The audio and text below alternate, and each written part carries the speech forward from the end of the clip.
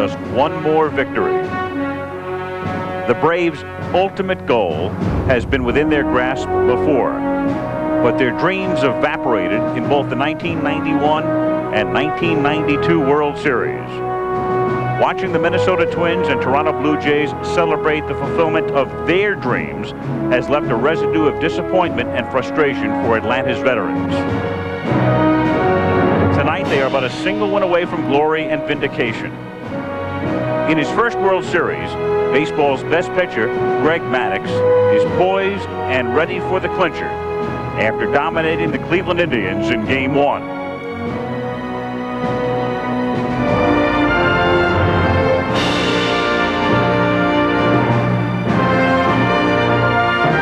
The Indians, who have nearly erased lost decades of futility while stirring memories of past heroes, turn to Oral Hershiser, who pitched masterfully for 6 innings in Game 1 before yielding to the Braves and Maddux. Can he stop the Braves tonight to give the Indians new life? Or can the Braves win and forever be called champions? Game 5 of the World Series is next.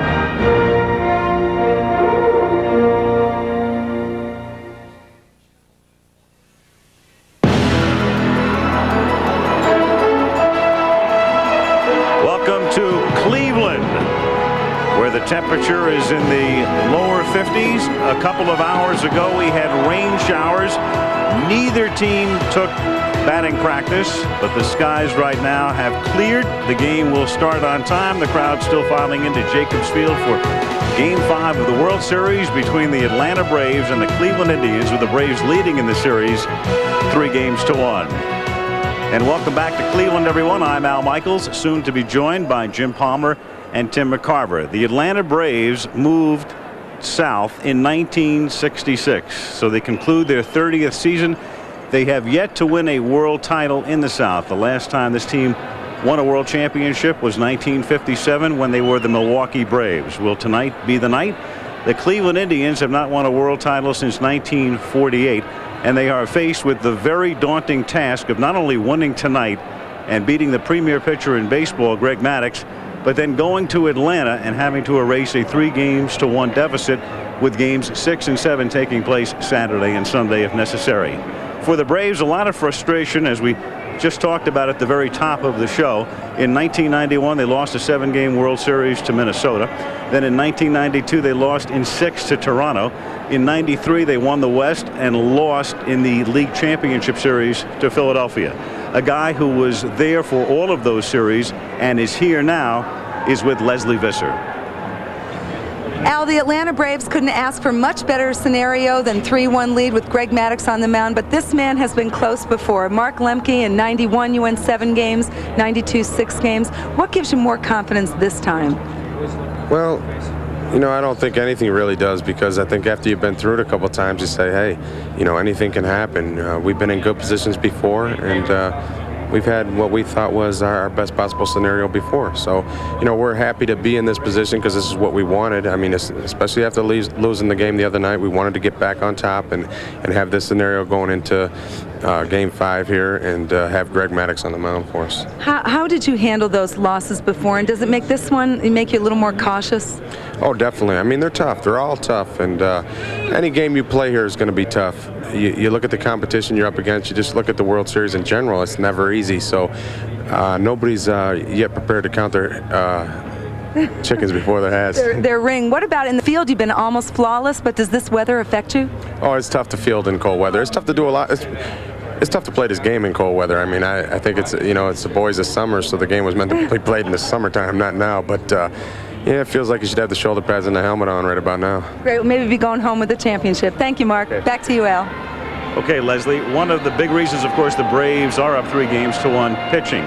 Consider this: the Cleveland Indians during the regular season collectively hit .291, highest mark in the majors in 45 years. In the World Series, the Indians are batting .190, but a guy who is holding his own, the leadoff hitter for the Indians, is with John Saunders. All right, thanks a lot. Here now with center fielder Kenny Lofton. And Kenny, you're down 3-1, but your club still has to feel, I mean, you've lost a couple of those games by 1 run. You very easily could be up 3-1. Yeah, that's what it is. We have the attitude. We can go out there and try to win the game today because we had a chance to win. Both those games. The ones we lost by 1 run, and we feel that if we go out there and do our job today, anything can happen.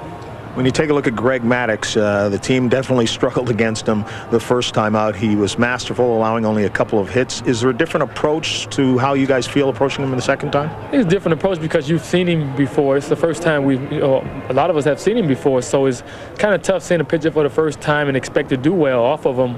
And that's what happened the first game. We didn't have an idea, what he's throwing, how his ball was moving. Now we have a great idea. All right, Kenny, good luck in game number 5, and perhaps we'll see you for game number 6 back in Atlanta. Right now, let's go back up to Al. Okay, John, and we'll return with coverage of the 1995 World Series after this from our ABC stations.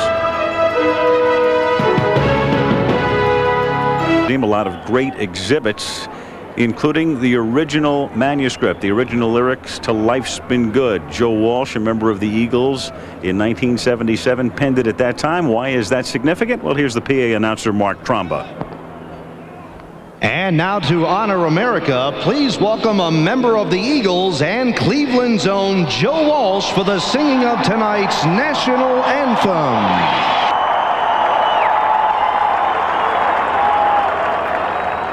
Oh, say, can you see by the dawn's early light what so proudly we hailed at the twilight's last gleaming, whose broad stripes and bright stars through the perilous fight o'er the ramparts we watched were so gallantly streaming, and the rocket's red glare, the bombs bursting in air, gave proof through the night that our flag was still there.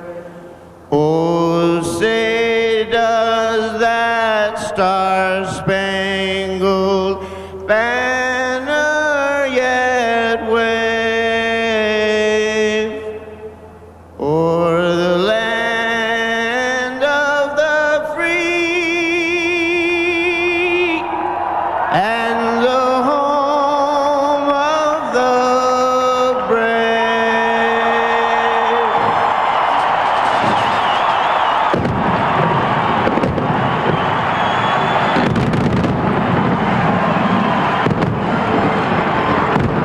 Cleveland's own Joe Walsh with the anthem as Atlanta's own Greg Maddux loosens up for the start of Game 5. This 1995 World Series game is brought to you by the makers of Advil.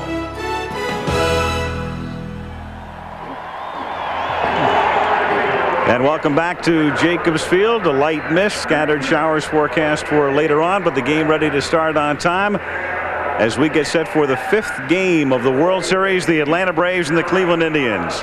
Al Michaels back in Cleveland. I know one thing, the Atlanta Braves are back in Atlanta tomorrow. The question is, are the Cleveland Indians back there with them on an off day? We're about to find out. Tim McCarver, baseball fans always want to know when a team goes down 3-1, how often does it happen? How often can a team erase that deficit? How often have they done it in the World Series? Well, Al, you mentioned the Rock and Roll Hall of Fame. I'm reminded of a line in a Neil Young song that it's better to burn out than fade away. And the Indians fans are hopeful that it doesn't happen to their Indians. But how tough is it going to be? Well, there have been 37 teams to take a 3-1 lead in the best of 7 series, and 5 times have teams come back to win it. As a matter of fact, I was on a Cardinals team in 1968 when the Tigers did it. Jim Palmer was on an Orioles team in 1979 when the Pirates did it.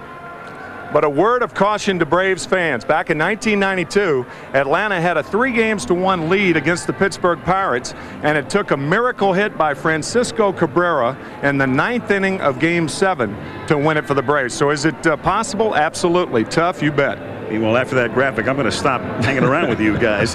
Jim Palmer, again, a classic pitching matchup as we saw Saturday night, Maddox and Hershiser tonight. Yeah, two classic pitchers, Al, and they both pitched marvelous games. Orel Hershiser talked all summer and all season long about there's no true ace on this ball club. He said who's ever pitching that night for Cleveland is the ace. And tonight, I guess we're going to call him the ace of hearts. The Indians have had a marvelous year, 100 major league wins that led all the major league teams.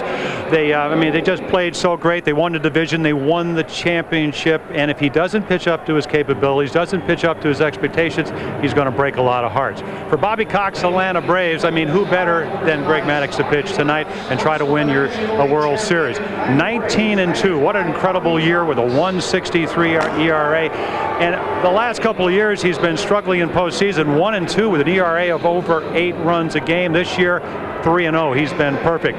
So if he can paint another masterpiece like he did Saturday night in Atlanta, they are going to win this World Series. And Bobby Cox also has Glavine and Smoltz in reserve if necessary. Let's get down to the field, get an update from Leslie Visser. Leslie? Al, it's been a long day for Chipper Jones. He got to the park about 2:30 this afternoon. He told me he didn't sleep all night. He said he was thinking about when Ted Turner came into the clubhouse about 3 weeks ago and told everyone, I'd love to buy you guys something nice for your ring finger. Well, for general manager John Sherholtz, he's been on the other end of this advantage. Back in 1985, 10 years ago, he was the GM at Kansas City when they trailed 3-1, came back to beat St. Louis in 7 games. He told me a little while ago, I am desperate to win this game. For more on the Indians, let's go to John Saunders. Well, thanks a lot, Leslie. And you mentioned 1985, and Tim McCarver talked about 1979 when the Pittsburgh Pirates came back from down 3-1 to beat the Baltimore Orioles. Well, don't forget that 2 members of that Orioles team are here with the Cleveland Indians, Dennis Martinez and Eddie Murray. So he can definitely say to his teammates, hey guys, I know it can be done because I've seen it done against me. As for how the team feels, well, it's guarded optimism for this team. They know the task ahead of them, but they also know if they win tonight, the pressure switches back to the Atlanta Braves. Right now, back up to Al. All right, thank you, John, and we'll return with Game 5 of the 1995 World Series after this ABC News brief and a word from our ABC stations.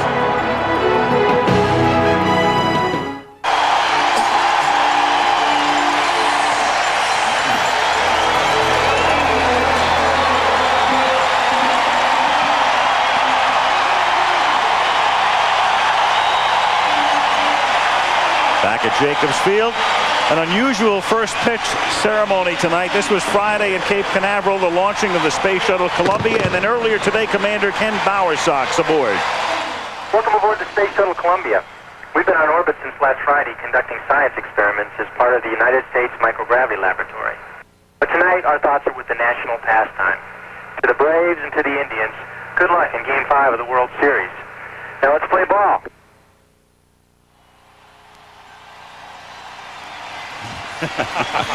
And then they recreated the end of that throw here moments ago. Funny thing, it started out as a changeup and wound up as a split finger. You've heard of heavy fastballs? That was weightless. So an unorthodox way to begin as we get set for the 5th game of the World Series. As Orel Hershiser goes to the mound 3-1 in this postseason and 7-1 lifetime in postseason play. And here is tonight's Budweiser Atlanta Braves starting lineup. Marquise Grissom in center, Luis Polonia in left, Chipper Jones, the rookie, at third, Fred McGriff having a terrific postseason at first, Dave Justice, one of last night's stars, in right, Ryan Klesko has homered in each of the last 2 games, the DH Mark Lemke at second, Charlie O'Brien, who normally catches Greg Maddux, is in there tonight, and Rafael Belliard, the shortstop, bats ninth. In the outfield for Cleveland, Bell, Lofton, and Ramirez. The infield, Tomei at third, Vizquel at short, Baerga at second, and Sorrento gets the start tonight at first base. Alomar catching, and Orel Hershiser on the mound for the Cleveland Indians.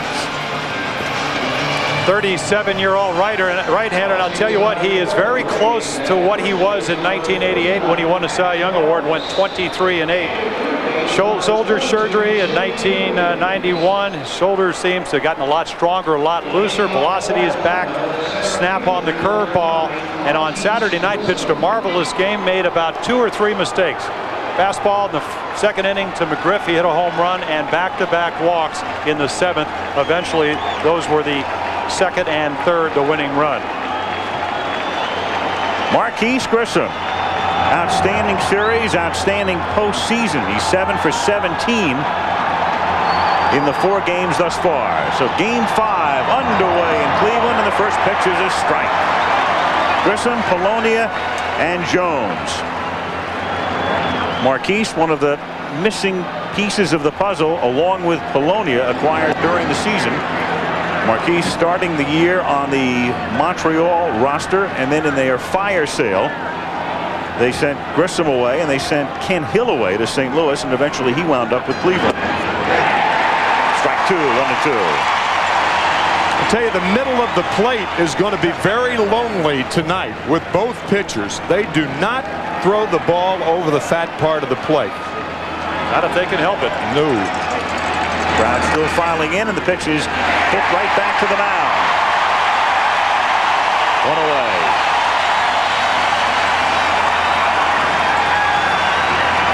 That'll bring up Luis Polonia. Fielder number 17, Luis Polonia. Polonia, who came over from the Yankees,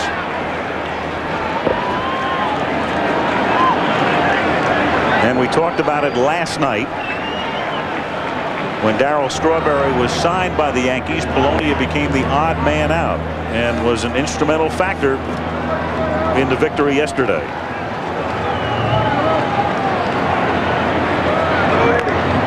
That's a little squibber. Hershiser takes care of this one underhanded.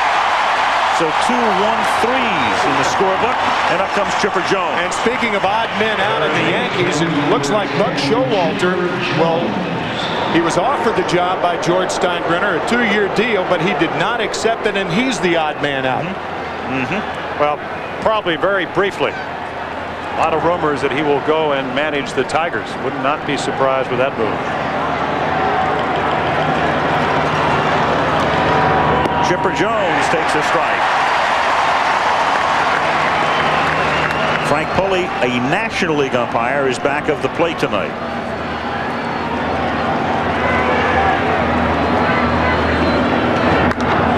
And that's hit down the line in left field and into the corner, and a fair ball.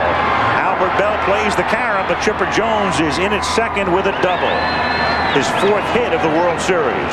Now, they were talking to Chipper Jones after seeing Hershiser in game 1 on Saturday night, what kind of pitcher he is, and he said he likes to stay away. Good movement, likes to keep the ball down. This time he gets it up. Jones looking away, and we've seen him many times during the postseason go that way. And he's down at second base in scoring position with a double. Jones now with 18 hits in this, the 13th postseason game for Atlanta. Now McGriff. And as was the case last night, first base open, McGriff the hot man. Justice has been cooler, but last night Justice was the guy who really got it done, turning a 2-1 game into a 4-1 game. Strike. As far as Justice was concerned last night, the 3rd time was a charm. He failed the first 2 times, stranding runners in the 1st and 3rd, 2 runners aboard in the 1st and 3rd, and then he came through against Ossenmacher on the hanging curveball to make it 4-1.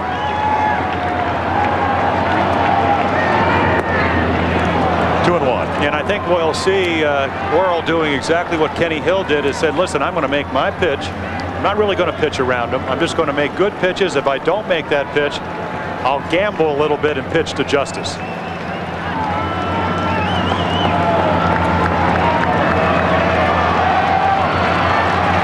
out, Jones at second, and the 2-1 pitch, a strike, 2-2.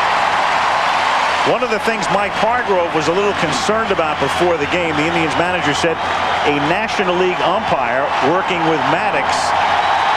But the interesting irony here is that the National League umpire has also seen most of Hershiser's career as well.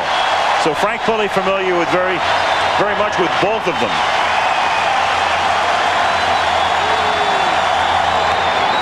And it's chopped foul at the plate.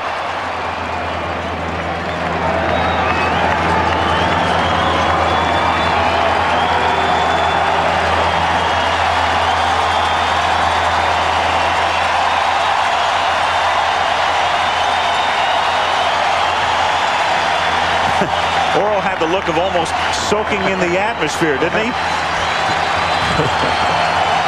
He's one of the few guys who could, too, in this situation. Check swing, no.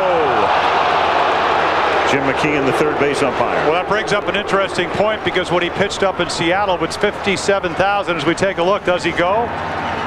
Real close. An Indian fan, you want strike 3, and if you're a Brave fan, you think he held up. That's all that matters. Again, Jim McKeon said no swing. Struck him out.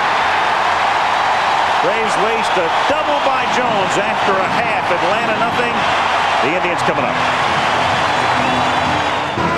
The master craftsman on the mound as Greg Maddux loosens up. 19-2 and a 1.63 ERA during the regular season. Tonight's Budweiser Cleveland Indians starting lineup. Kenny Lofton, the igniter in center. Omar Vizquel bats second. The switch hitting by Baerga hitting third. Albert Bell homered last night, left field. Eddie Murray, game-winning hit 2 nights ago. The DH. Jim Thome, the platooning third baseman, hit sixth. Manny Ramirez in right. Paul Sorrento, the start tonight at first base, and Sandy Alomar Jr. back of the plate. We're going to bring back something that we had in game 1 to show you how Greg Maddux gets hitters out. The hitters refer to this as making X's on the corners. He can swing the breaking ball to the left-handed batter, freeze them, and then he can run the fastball away from left-handers. On the inside part of the plate, he can tail the fastball in. That's his 2-strike pitch, and he gets a lot of strikeouts there. And he can run the cutter in on the hands when he wants to jam a hitter. So Maddux, nobody makes X's on both sides of the plate better than this guy. That plate was not quite drawn to scale, but you get the idea. Yeah, right. I mean, I've been around the game 35 years. I'd like to think I know something about pitching. I've never seen anybody. Seen guys with better stuff. I mean, we can see Randy Johnson, but nobody has pitched to both sides of the plate better than the really young man at 29, Greg Maddux. Here's Kenny Lofton, and the pitch in there for a strike, 0-1. Now, Charlie Manuel, the hitting instructor, said we've seen him, we've studied tape. Lofton talked about it too. And he said basically you cannot try to protect this whole plate early in the count against Maddux. They said, gee, we're going to make him throw strikes. We threw so many strikes, they found themselves 1-2, 0-2. Yes, so what you're saying is instead of looking for a pitch, look location. Take the outside part of the plate away from him, look inside, or take the inside part of the plate from him and look outside. Chopped foul by Lofton, 2-2. Well, that makes a lot of sense. And again, Charlie saying, listen, he changes speeds real well, but if we try to protect the whole plate, which was what hitting with 2 strikes is all about, we don't have a chance. Yeah, he'll have you diving all over the place. Which is exactly what he did in game 1.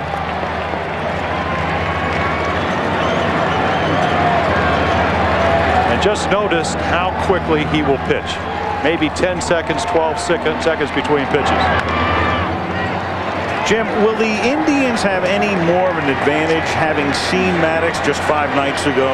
Well, I think that's an advantage, but because I always felt back-to-back games against a good hitting ball club, and this is the team that led the majors in runs scored and batting average, even though they are only hitting 190, is very difficult. But Maddux, I don't know. He's that good.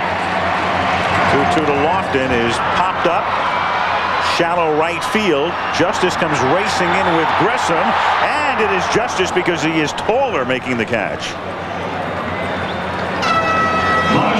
So 1 down, and Vizquel coming up. The outfield tonight, Polonia, Grissom, and Justice. The infield of Jones, Belliard, Lemke, and McGriff.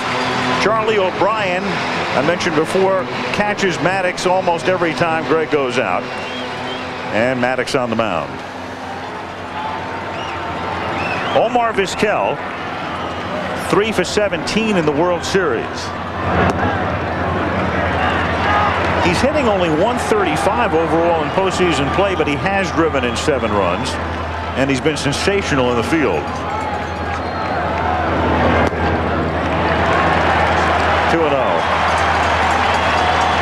Talking to Mike Hargrove before the game, Tim asked him, will you be more aggressive on the bases tonight? Mike said, we just have to get people on the bases tonight. Yeah. Well, the table setters, I mean, Lofton with over 50 steals, Vizquel with 29. If they get on, they're going to be running. It's the only thing that Maddux does not do well. And that's hold runners on. And you can see his basic premise of pitching is to get ahead of the hitters. He's going to try to throw the first pitch to every batter over. He didn't do it to Vizquel, and this one way down and in runs the count to 3 balls and 1 strike, and there's your walk. That's a major rally against Maddux. He did not walk a man the other night. A 1-out walk here, and now Baerga comes up. I think the point that both Timmy and I tried to make, Al, on Saturday was he makes you beat him. You usually don't get free passes. He once went 51 consecutive innings this year without walking somebody. So you're right, a bonus.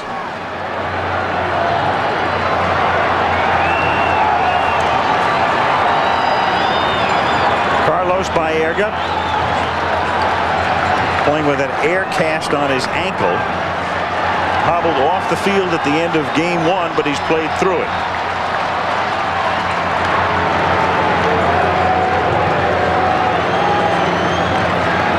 Walks per 9 innings this season, less than 1 per 9 innings for Maddux. Unbelievable. And that's the best of his career, too.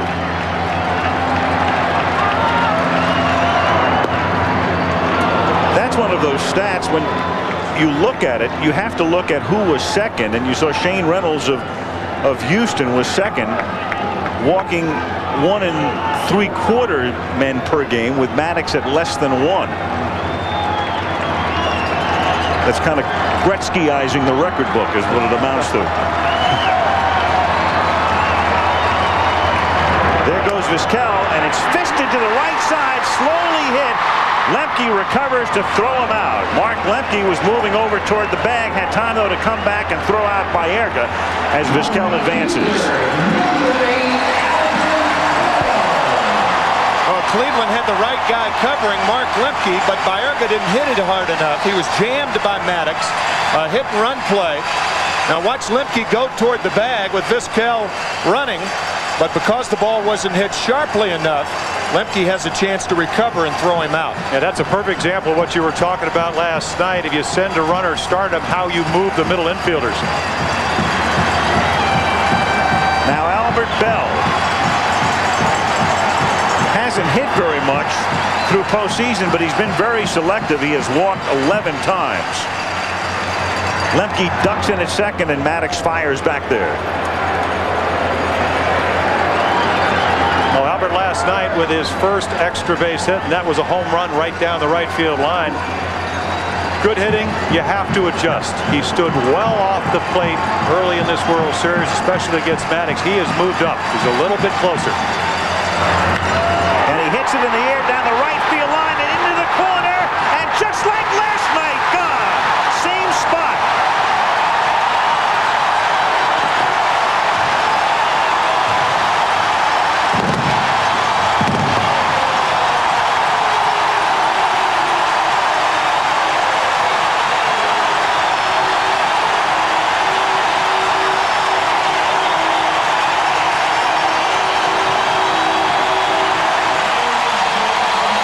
We talked about taking half of the plate away from Maddux. Bell went up there, he looked away, he got it away, and hit it away. A long way. Now this is a ball in game 1 he doesn't touch. He couldn't reach it. So right, Al, it is more difficult. Hitters adjust. That was a replay of his home run last night. Right field, just over the fence. Murray hits it foul. Even though last night Avery threw him a changeup. Last night was a changeup to tie it, a solo home run to right field, and we'll have another look at it. Talk about hitting the same target. Yeah. Tonight was a fastball from Maddox.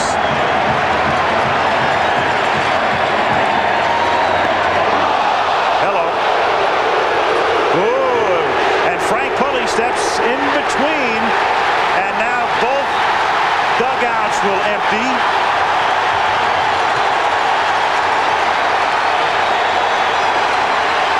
Charlie O'Brien arguing with Eddie Murray. They used to be teammates with the Mets, but how ridiculous is that? I mean, that's part of pitching. You come up and in on guys, not necessarily because they hit a home run, but you remember in the American League, that stuff doesn't happen. In the National League, it's more part of an everyday day at the office. As Hershiser and Maddox are very calm in that whole thing.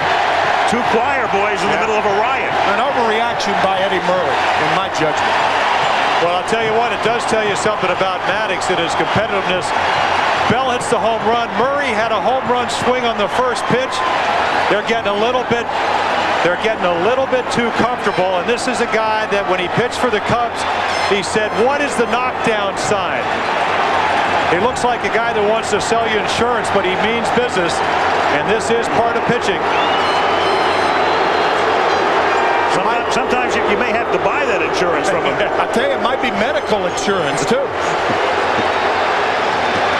That's just part of pitching. That's the way the game is played, and Eddie Murray's been around long enough to know that. He's 2 for 14 in the World Series.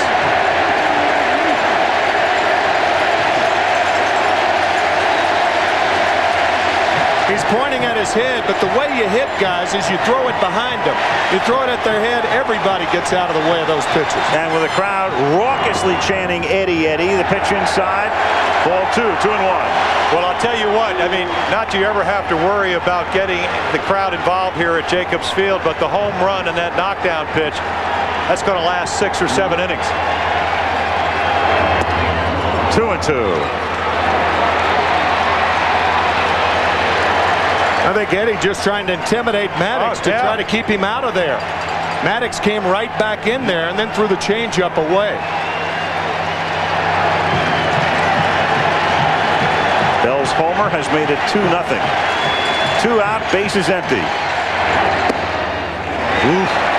Maddox ready to move toward the dugout. Well, you remember that tailing fastball that we talked about? His strikeout pitch, Bobby Cox wanted it.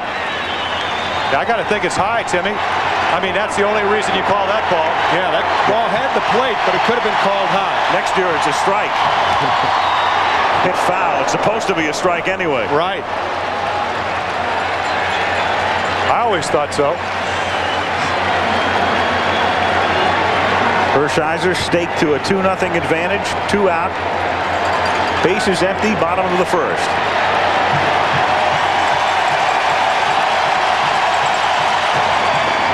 Ball 4.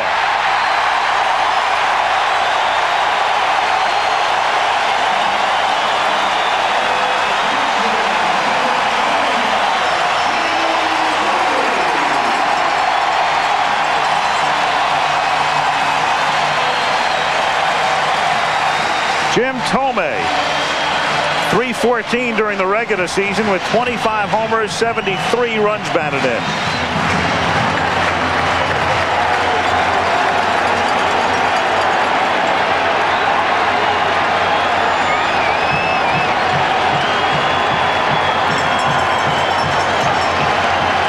I think by scoring early, what the Indians have done is given their hitters a chance to relax. You can almost see the tenseness in their neck muscles and their face muscles. The hands are gripping the bat too tightly. And that home run by Albert Bell perhaps gave the Indians hitters a chance to relax a little bit. That's the advantage of scoring early.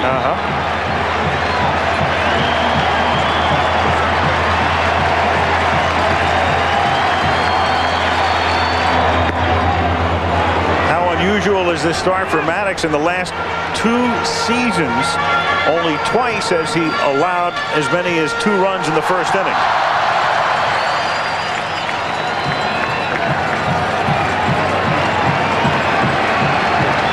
And this will be his 23rd pitch of the first inning. Well, as good as he is in this ballpark over the course of a year that is hitter friendly, it would be tough to have a 1.63 ERA with a designated hitter, an extra hitter. This park plays very, very small.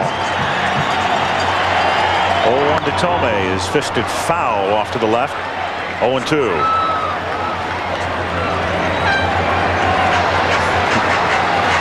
You may remember in game 1 when Orel Hershiser came up and in to David Justice. I think it was his first time up, but it was on an 0-2 pitch.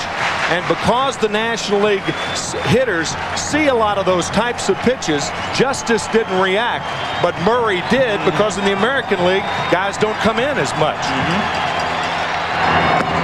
Up high, snap throw to first base, and they pick him off. Eddie Murray is picked off. Nice scoop at first base by McGriff. And on a snap throw to first base by O'Brien.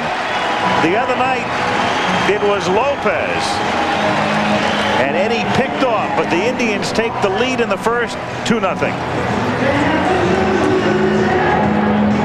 Indians on top on the 2-run homer by Albert Bell. We just saw O'Brien throw to McGriff to nab Murray, trying to get back to first. Well, I got to think that Eddie at 39, who doesn't run as well as he used to, maybe trying to get a big lead, but a very, very heads-up play to get Maddox out of the first inning. And we've seen this before the other night, the second game in Atlanta with Javi Lopez back at the plate. Manny Ramirez representing the tying run, 8th inning. Thrown out at first. Fastball's up and in, and all you have to do is go behind the left-handed batters. And O'Brien and Lopez have done it beautifully in this series. Boy, that means a lot. I mean, I know it's early in the game, but you have a home run hitter at the plate, and you put him right back in his position. Justice fouls it away, 0-1. Justice, Klesko, and Lemke, the 5, 6, and 7 hitters in the second inning.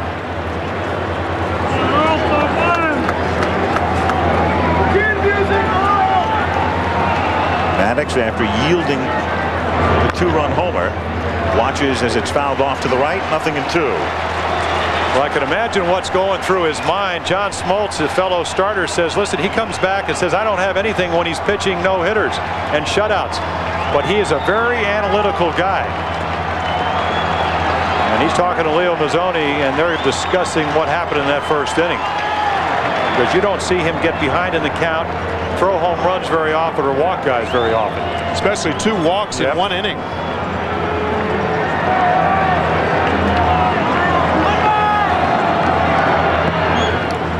Ball 1-2.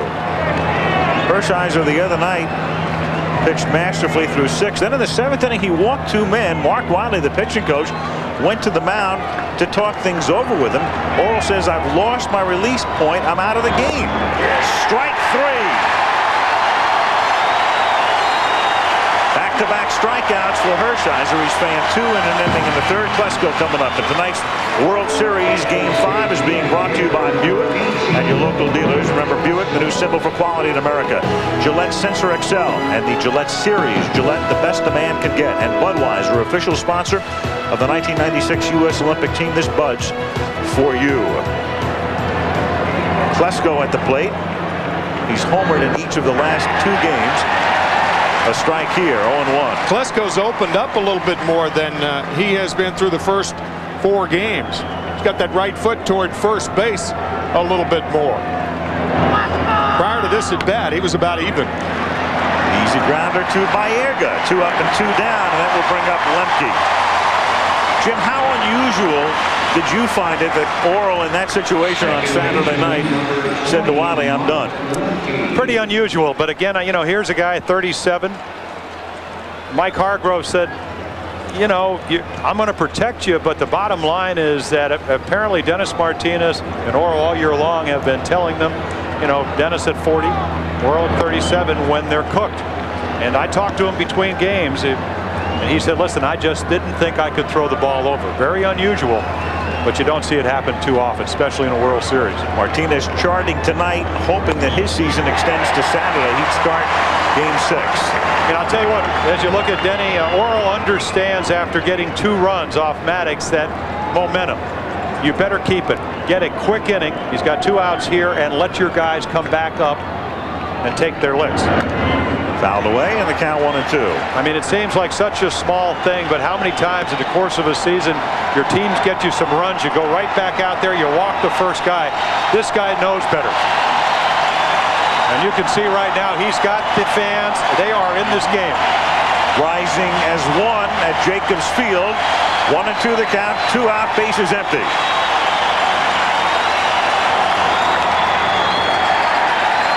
It will be a 1-2-3 inning. Omar. And a 1.5. Cleveland 2, Atlanta nothing. Cleveland trying to stay alive. The Braves trying to win the World Series. 2-0 as we go to the bottom of the second. How unusual was that first inning for Maddox? The last time he gave up 2 walks and a homer in a first inning, 1990. Pitching for the Cubs. Well, you know, he said he wasn't worried about the physical part about pitching tonight. He said he was worried about controlling his emotions. And this guy is the master of doing that, at least during the regular season and so far here in the postseason. Tomei to lead off. He was left at the plate when Murray was picked off to end the first inning. Tomei, Ramirez, and Sorrento, the 6, 7, and 8 hitters.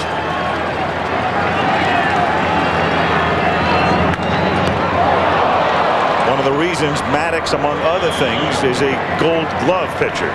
1 out. Yeah, 5 times, Al, and most people will tell you he's going to win a 6th. Nobody better in the National League. Now watch the concentration, because when you release the ball, you become a defensive player. Look how balanced he is. I mean, how many times during this World Series have we seen, especially last night, balls going into center field for base hits to lead off an inning? And that time and out. He's balanced, but it doesn't necessarily take good balance to be a good pitcher. Some of the great pitchers of all time had some of the worst follow-throughs. Jim Bunning, Bob Gibson. Sandy Koufax, of course, was almost perfect in every regard. But a lot of people talk about that follow-through. Maddox has a terrific follow-through, but not a lot of power pitchers necessarily have good follow-through. But they don't also win Gold Gloves. I mean, some have, but they don't field their position quite as well. I mean, I know a guy probably watching this game sitting down in Sailfish Point, Jim Cott. I mean, there was a power pitcher early in his career, but the best fielder I ever saw, because he was prepared to catch the ball the minute you released it. How can you say that? He only won 16 Gold Gloves. He won 1 year when he missed most of the year, and he should have. 2-1 the count on Ramirez. Greg Maddux says it's very simple. He said, if I have good mechanics, the ball ought to go where I want to throw it. Look how quiet his front shoulder is. It's very much like a steering wheel, the front shoulder of a pitcher. It takes you where you want to go.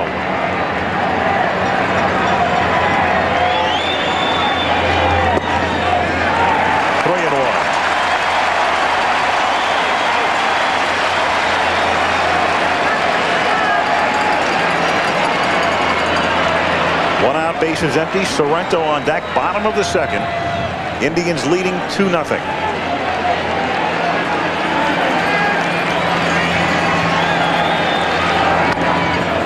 Full count. Ramirez has had a weird postseason. He's hit only 200. He has 3 home runs, but they have accounted for all of his runs batted in.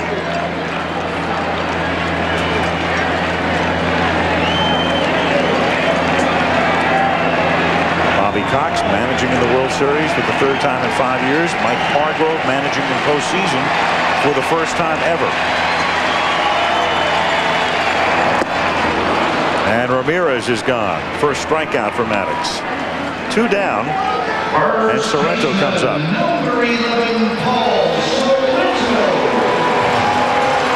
Well, I think all the Atlanta pitchers, they're very close-knit, and what Maddox is trying to do is he makes a perfect pitch, 3 and 2 on the inside part of the plate, is do what Steve Avery did last night, which is make the adjustments. struggling with his control, still not afraid to make the perfect pitch, 3-2. Strike one to Sorrento. How great do you think Maddux must be at darts? Well, he's a good golfer, good at Nintendo. They said he doesn't like to lose at anything. Monopoly. Yeah. Well, he's monopolized the National League as far as all the pitching awards. That's for sure. 1-2. Mentioned Mike Hargrove in his first World Series as a manager. Here's a guy who played 1,666 games as a player and finally reaches postseason play as a manager. Spent about half his career with Texas and most of the rest of his career with Cleveland, and a little bit of San Diego thrown in for half a year. And down goes Sorrento. He strikes out looking, and we've played two with Cleveland leading Atlanta 2-0.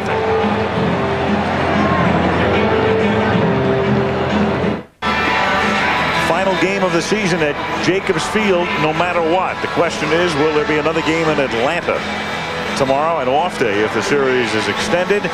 The sixth game will be played on Saturday and the seventh game on Sunday night. Two-run homer by Albert Bell in the first inning. Cleveland on top. We go to the third inning. Charlie O'Brien, the Atlanta catcher, to lead off. Then Belliard, and then the top of the order, Marquise Grissom.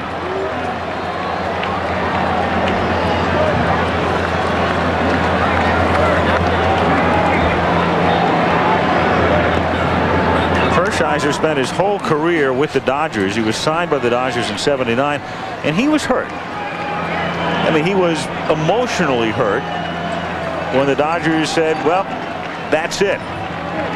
And he looked around. He had a couple of choices, and he felt Cleveland would be the best opportunity to play in postseason, and it turned out to be the right choice. The question now is, what will Orel do next year? And he's been kind of mumbling a little bit about maybe even retiring. Well, I believe in talking to John Hort, the general managers, they have an option on his services if he's going to play. And after going 16-6, 11-2 the last part of the season, the second half, I got to assume they want him back if he's going to pitch again next year.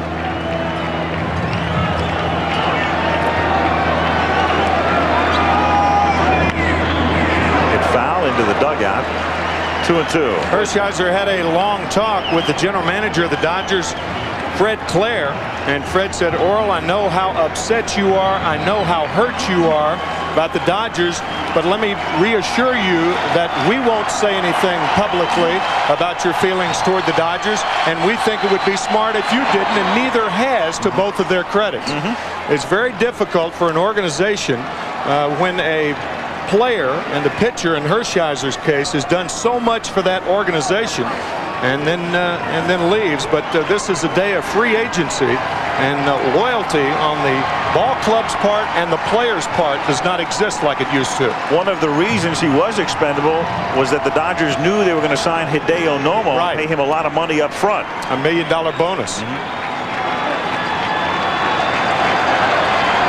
3-2, stroked foul into the seats. Yeah, fate plays such a major part sometimes in where you end up or how you perform. But Mark Wiley, the pitching coach last year, the advanced scout for the Cleveland Indians, and he Dodgers one of his teams, and they said, who better, a veteran guy, to come over here along with Dennis Martinez and some of their younger pitchers, give them innings. But never ever did Mark think, until Hershiser came back with that velocity, that he was going to be the ace of the staff, and that's how that evolved. 3-2.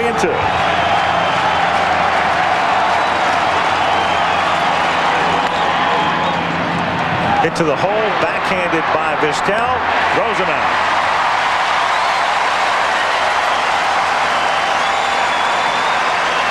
One down, and Rafael Belliard comes up, the Goodyear Blimp Spirit of Akron, with Mark Cannett at the controls tonight, hovering high above Jacobs Field.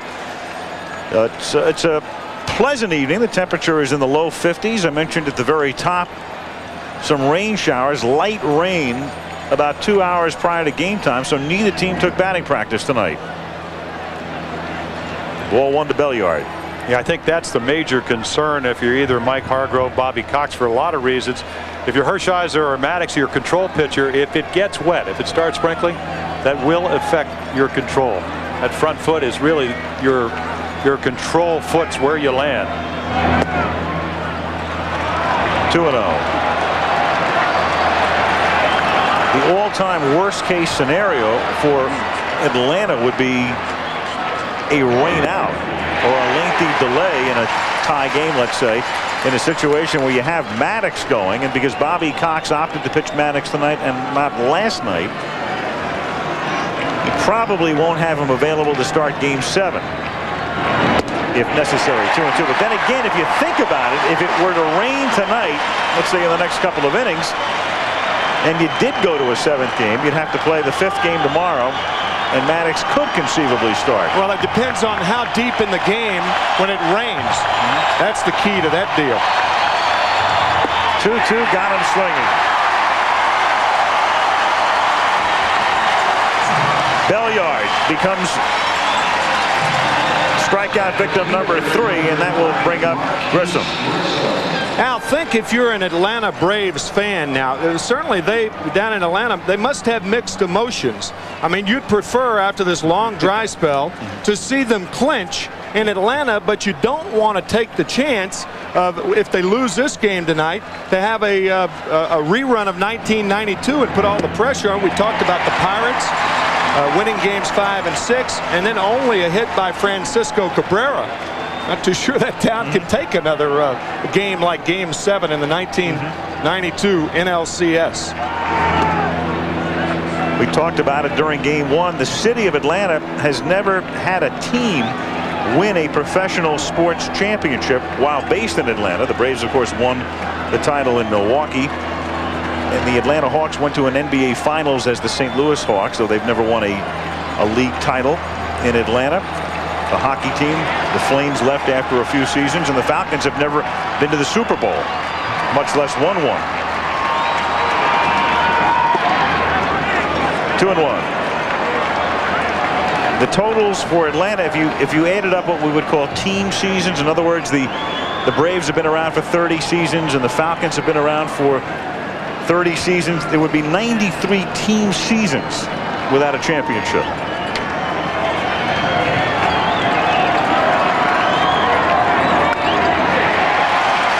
2-2.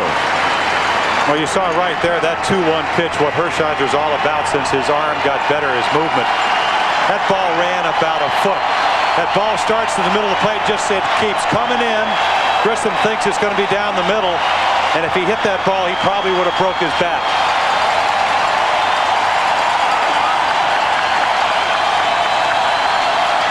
Crowd imploring Hershiser for strikeout number 4. And instead it's lifted to right field. It's as good as a strikeout as it's hauled in by Ramirez. Out in order go the Braves. 2-0 Cleveland. Gorgeous shot from the blimp of Jacobs Field in downtown Cleveland. Game 5 of the World Series. Saturday, there's the lineup.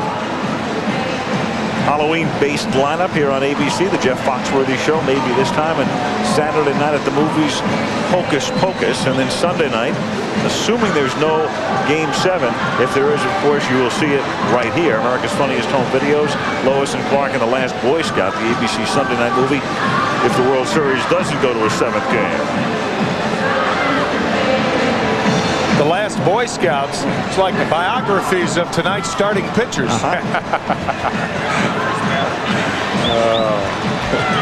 And that was a funny shot. Both benches and the bullpens compelled to empty. So you had about 60 guys milling around in the first inning, and the 2 pitchers just standing there and singing hymns. Alomar at the plate, 0-1 the count. Alomar, Lofton, and Vizquel. Sandy hit 300 during the regular season. Chop toward the middle. Belliard on the run to throw him out. 1 away, and that will bring up Kenny Lofton. Beating the Aces. pitchers beaten by eventual world champions who trailed in the series 3-1. Walter Johnson, the great Walter Johnson, beaten by the Pirates in 25. Warren Spahn by the Yankees in 58. Bob Gibson by the Tigers in 68. A fellow by the name of Palmer by the Pirates in 79 in Game 6. And John Tudor, even though I wouldn't put him with the other four on that list, John had a fantastic year in 85. Yeah, you could that year. Yes, you could. And he was beaten by the Kansas City Royals in the 7th game. So I guess that's good company to be in. You bet. You got it, brother. Lofton, strike. 10 years ago, and we were there. We did that World Series where Kansas City was down 3-1. It was a little different because they won the 5th game in St. Louis and then went home and won games 6 and 7. That's lifted to right field. And Justice makes the catch. The 6th game of that series was the one in which Don Denkinger made that call at first base on George Jordan that led to a Kansas City win. The 7th game wound up 11-0 Kansas City. That was the game in which Joaquin Andujar precipitated a bench-clearing incident by throwing at a batter, getting thrown out of the game. Whitey Herzog, managing St. Louis, got thrown out. And in the press conference after the game, the first question to Whitey was, how in the world does a manager get thrown out of the 7th game of the World Series? And Whitey, without missing a beat, said, I'd seen enough. The great Whitey. Leave it to Whitey. Honest to a fault. 1-1. Key game also in that series was Danny Jackson's shutout in Game 5. Danny Jackson pitched a key shutout against Bobby Cox and the Toronto Blue Jays in the playoffs, and then came back to win Game 5 against the Cardinals at Busch Stadium. And that set the scene in Kansas City. 2-1 the count. 2 out, bases empty, and that's a strike in the count. 2-2. Vizquel walked in the first inning and then rode home on the Bell homer.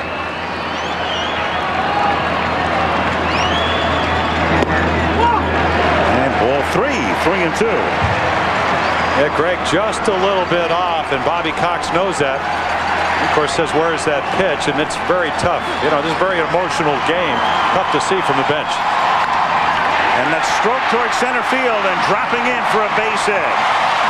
So Vizquel, a 2-out single in the 3rd inning, and Baerga coming up, and our crack crew headed by Kurt Gowdy Jr. We talked about that Orta play 10 years ago. 6th game, 9th inning. Kansas City was trailing 1-0. The call by Denkinger at first base, safe. Todd Worrell, the short reliever for the Cardinals. And before that inning was done, Kansas City had rallied to win, and on they went the next night to their only world title.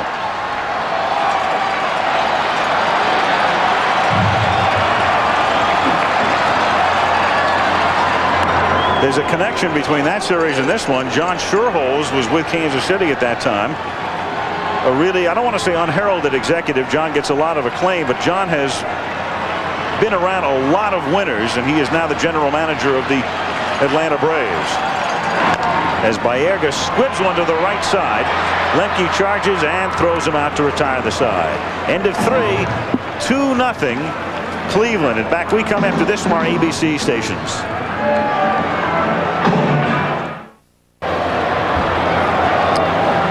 Jacobs Field in Cleveland. Al Michaels with Jim Palmer and Tim McCarver. Top of the 4th inning. Luis Polonia leads things off for Atlanta. Cleveland ahead 2-0 as Polonia takes outside, ball 1. Polonia, Jones, and McGriff. Runs up to bunt. 1-1.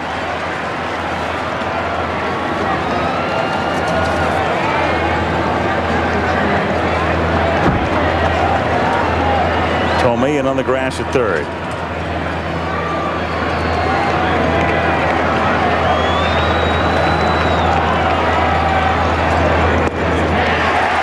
One and 2.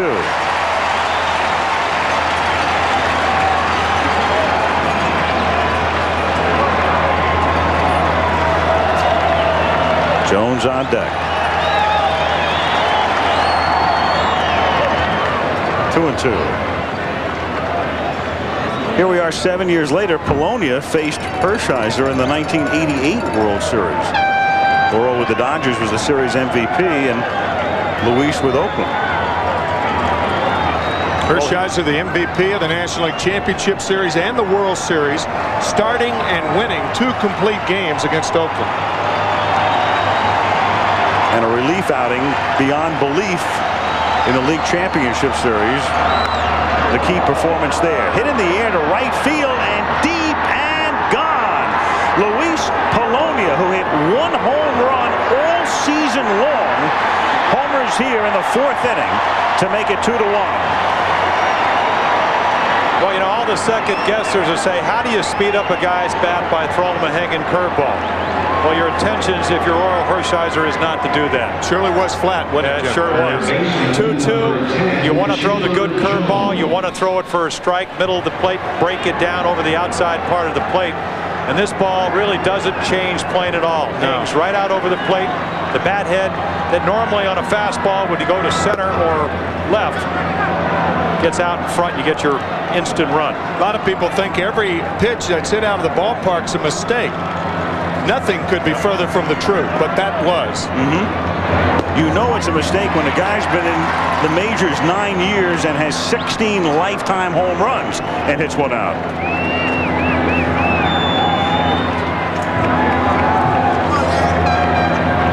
Chipper Jones. Ball 2, 2-1. Yeah, see, when Chipper hits a home run, especially from this side, 23 on the year, left-handed, he hit 20. It's no mistake, because he could take you deep anywhere. That's grounded to short. Picked by Vizquel. Throws him out. 1 away, and McGriff the batter. How did Orel respond to throwing that pitch and watching Polonia launch one?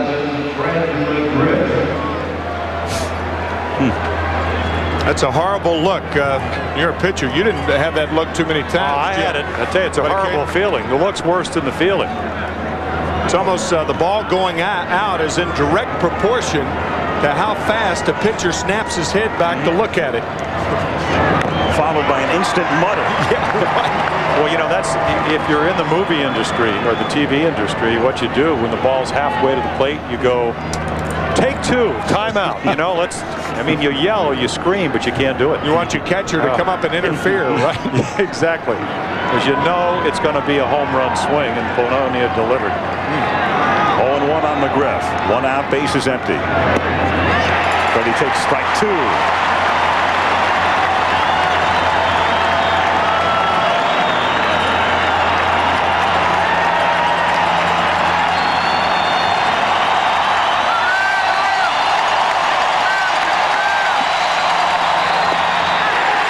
Strike 3. Frank Pulley started to go back as if it was the 3rd out. He made the call. And Frank, you were caught. You got caught, Frank. And look at that smile under the mask. Frank trying to get us to go to a commercial. 2 out, Frank. Well, I think, you know, he's still shocked that Polonia hit that home run, too. Yeah, that's right. Normal, every time Polonia hits a fly ball to right, it is an out. Yep, Pulley makes the call, strike 3, and that's it, folks. I'm going to go back for a glass of water. Justice takes a strike. Well, see, if you're consistent on the corners like Hershiser and Maddox have been and are, you're going to get those pitches. That pitch was outside to McGriff. Hershiser with the break, but the reason you get it, you're always there. Comebacker. Orel throws him out, but a leadoff homer by Polonia halves the lead at the end of 3.5. 2-1 Cleveland. Friday, that with Maddox on the mound, he tries everything he can to explain to the home plate umpire how his pitcher is going to work. Inside, outside. Not only that Pulley does it, but exactly how Maddox will work. Albert Bell leads off in the bottom of the 4th. This was last night off Steve Avery. This was tonight off Maddox.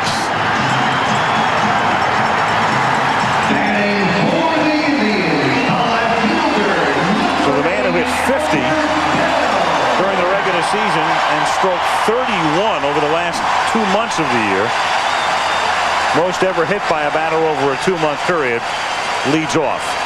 Well, we saw his great strength, those 2 home runs, and they said one of Greg Maddox's great strength is adjusting when a hitter adjusts. So he moves up on the plate, talking about Albert Bell. Tom Glavine said, I can't do it. I'm too focused on just trying to get my curveball and changeup and fastball over. But Maddox looks about stance, holding the hands. And the first time, Bell up on the plate, and he is again much closer than he was last Saturday. Nice play by Pulley. 1-1. Well, I'll tell you what, nobody's ever going to accuse Frank Pulley of not really being energized and being into this game. Very nice, right off the mask.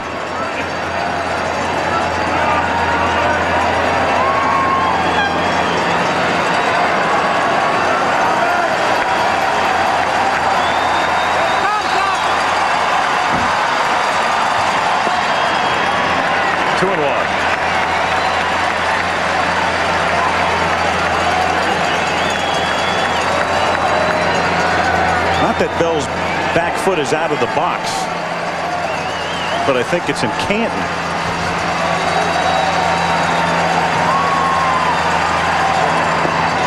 Three and one.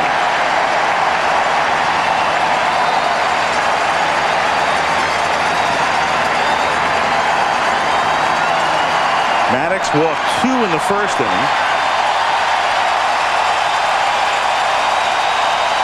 Crowd trying to coax a walk or better. Instead, 3 and 2. Well, this is obviously not the way he wants to pitch.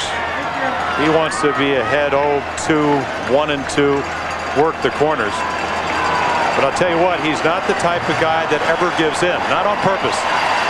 Even 3-2 here leading off an inning, I don't think he's going to do that. Struck him out. 3 strikeouts for Greg Maddux, and that will bring up Eddie Murray. Tonight's World Series Game 5 is being brought to you by Chevrolet. The cars and trucks 36 million people depend on every day. Genuine Chevrolet. Network MCI. How to get modern communications technology working for your business. And the employee owners of Avis. We're into the future, into it now, trying harder than ever. So here's Murray. After Maddox came up and in, precipitating a bench clearing incident, non-fracas, Eddie drew the walk and was eventually picked off by O'Brien at first base.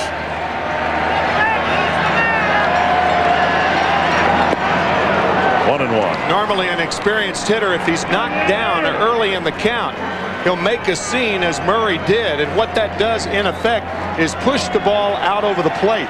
And that's what Murray tried to do, intimidate Maddox. Look at that, lowest batting average in World Series play among players, active players with at least 50 at-bats. Ozzie Smith, the lowest, 173. Eddie would be next at 183, playing in his 3rd World Series. A lot of Smiths from the 1985 series when Ozzie was 2 for 23. As Kansas City came from behind to win that series. Yeah, hard to believe. I mean, Eddie with the got his 3,000th hit this year, one of 20 players to do that. 2 and 2. 479 regular season home runs. But in the Fall Classic, he has struggled.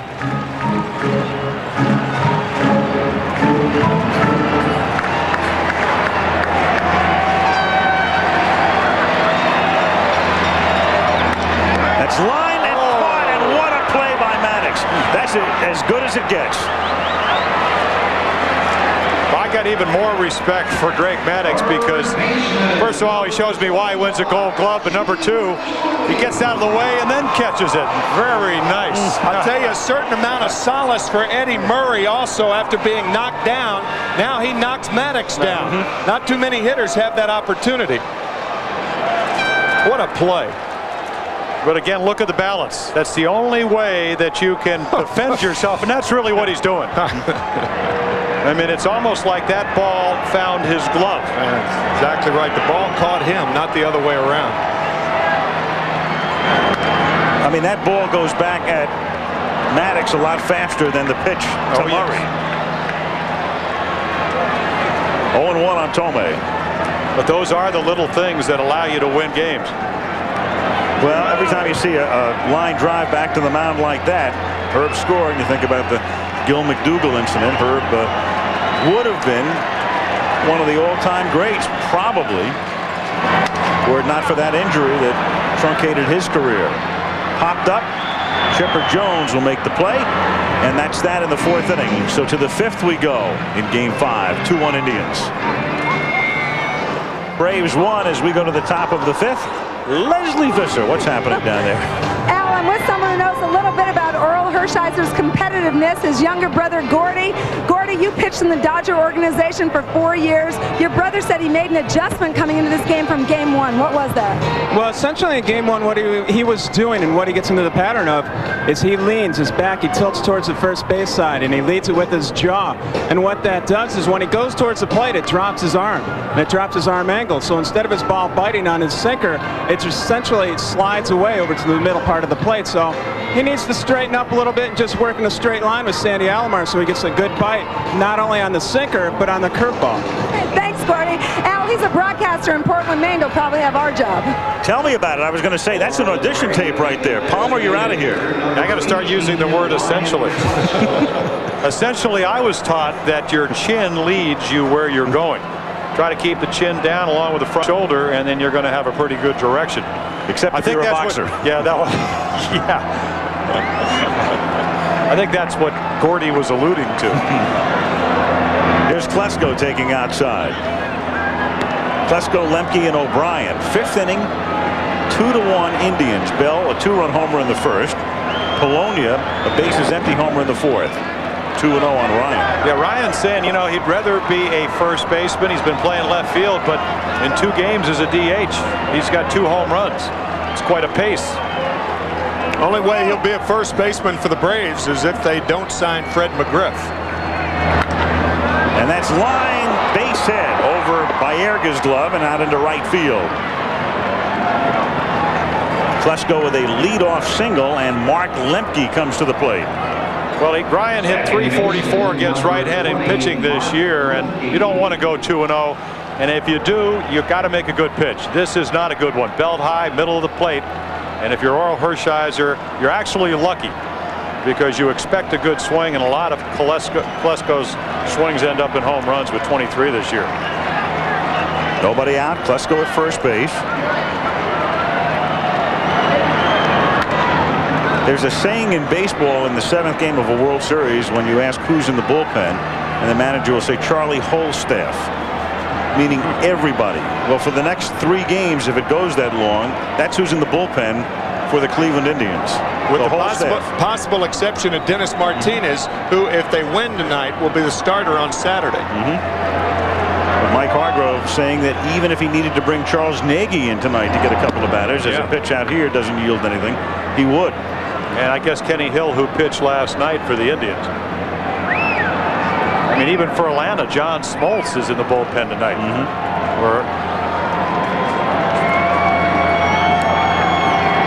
Smoltz would be a starter in Game 7 if we get that far. 2-1.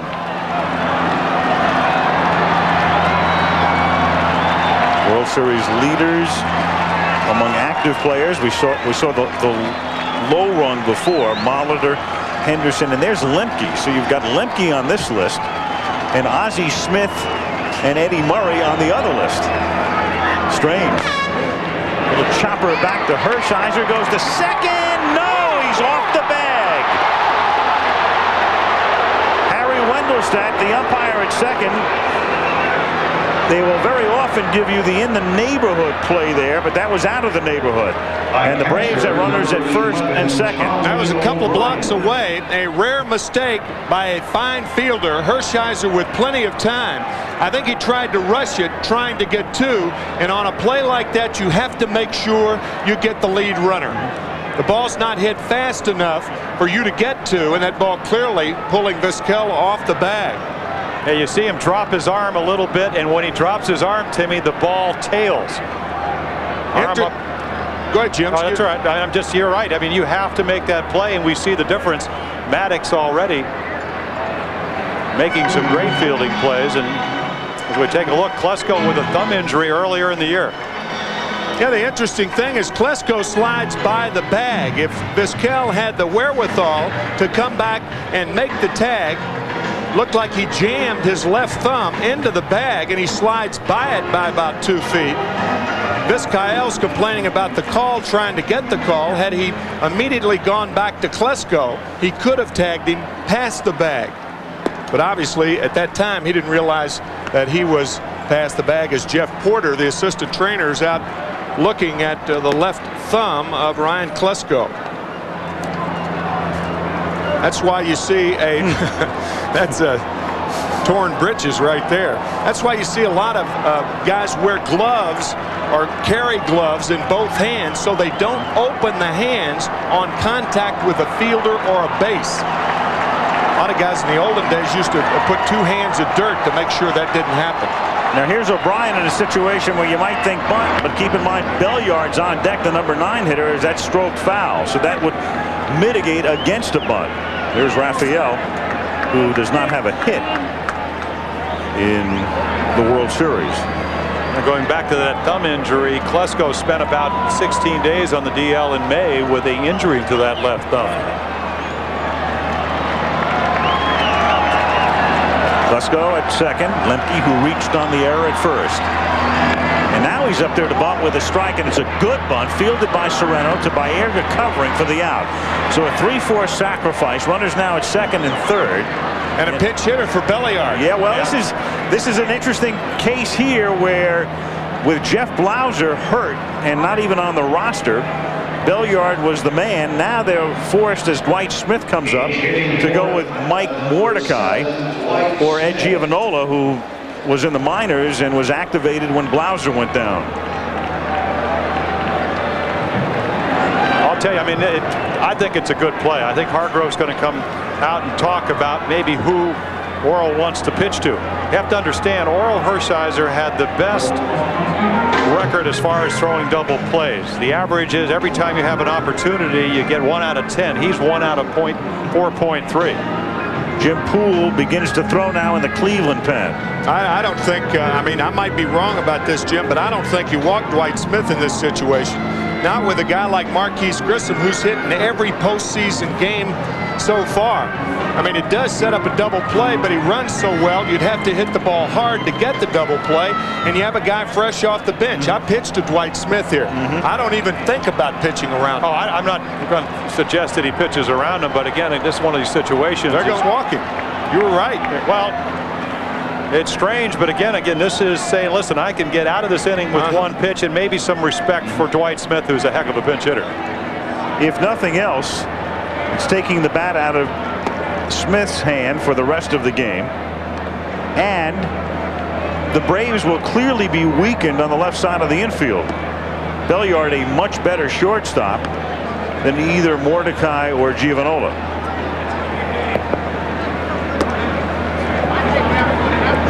Grissom, a very fast runner, tough to double.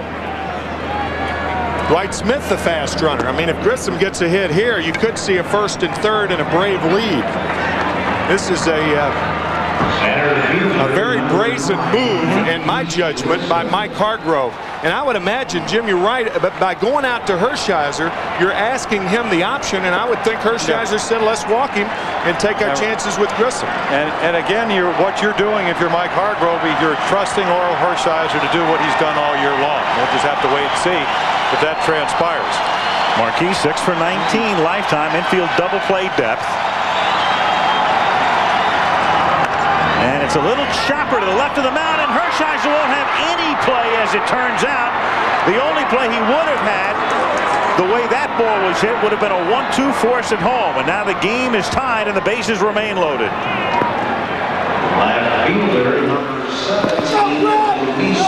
Grissom with an infield single to tie it. Well, you know, you talk about fate, and this is, I mean, it's a good pitch. Very, very tough play, and at 37, I don't think Hershiser's going to make it very often. Greg Maddux, maybe at 29, but at 37, you're about 65 pitches into the game. Cold, cool night. Very, very tough play. Well, if he doesn't make it, nobody makes it. He's got to try to barehand the ball. He played it perfectly. Yep. I mean, in the sense, that's the only way he could have made the play. Now a pitch out as they thought Polonia would be squeezing, and he's not. Well, I'll tell you, that's some amazing strategy. The guy hits a home run the time before, and now they're looking for the squeeze. I think possibly Mike Hargrove might have been thinking about the criticism that he was under when he didn't pitch out in game 1 in the 7th, but this is a totally different situation. You got Polonia, not Belliard.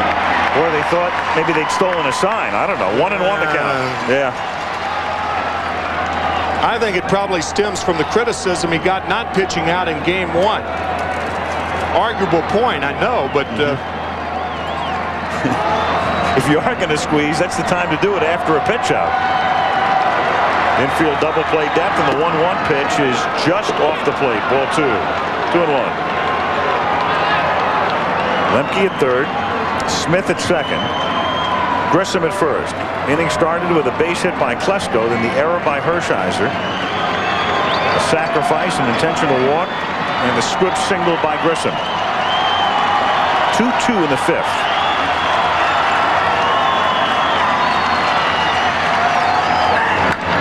Grounded down to short. Vizquel by Erga 1. Back to first. Dugout by Sorrento.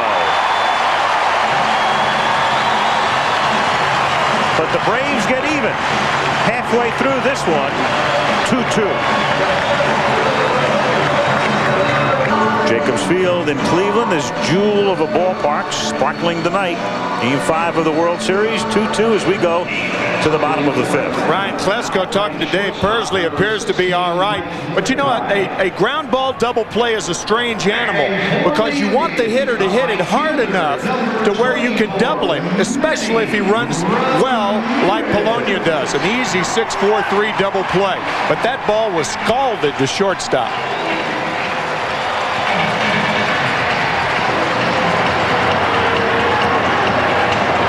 Mike Mordecai is the new shortstop. Belliard pinch hit 4. And so Mordecai at short, who played sparingly this year. And Manny Ramirez leads off in the bottom of the 5th inning.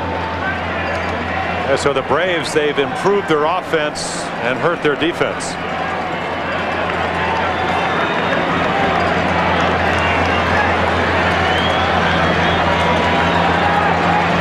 Bottom of the order, Ramirez, Sorrento, and Alomar.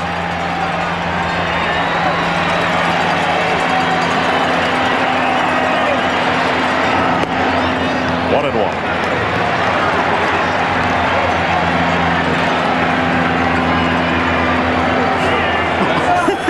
Good old Bobby. Bobby and Frank Pulley, I think, have had this conversation before.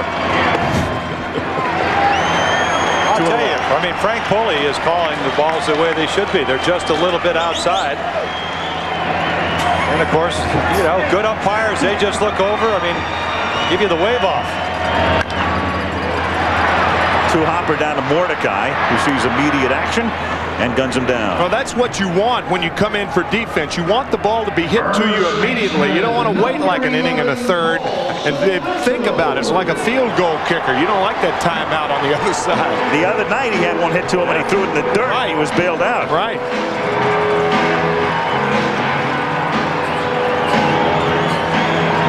Now Sorrento, who struck out in the 2nd inning.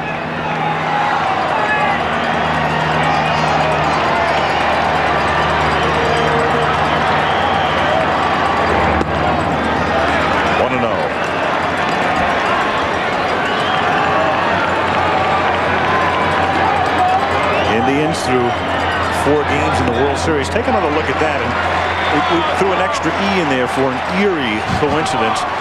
In the 54 World Series, they had 26 hits and 137 at-bats going down to the Giants in 4. Exactly the same figures prevailed through the first 4 games in this series.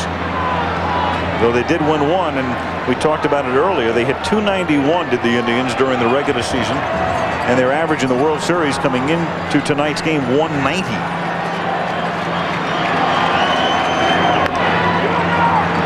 Rolled foul, 2-2. Manager Mike Hargrove, he said, you know, to me it's quite simple. We have not faced pitching as good as the Braves. Guys that change speeds, pitch to both sides of the plate. And the only guy they had some success with, and in fairness to John Smoltz, who hadn't pitched in 13 days, was Smoltz, a power pitcher. He lasted 2 1/3 innings on Tuesday night. 2-2 to Sereno is hit in the air to right field and deep. Justice backs up and makes the catch on the warning track. Hit it off the end of the bat. Didn't quite get it. That's what Maddox can do. He is talk about all the mastery and everything. He's a wizard at keeping the ball off the fat part of the bat. Watch this ball hit right down on the end.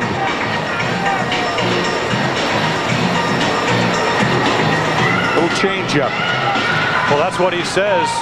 What is pitching? It's the art of messing up hitters' timing and then trying to outguess them. Boy, has he been good at that this year. Plays that guessing game pretty well, doesn't he?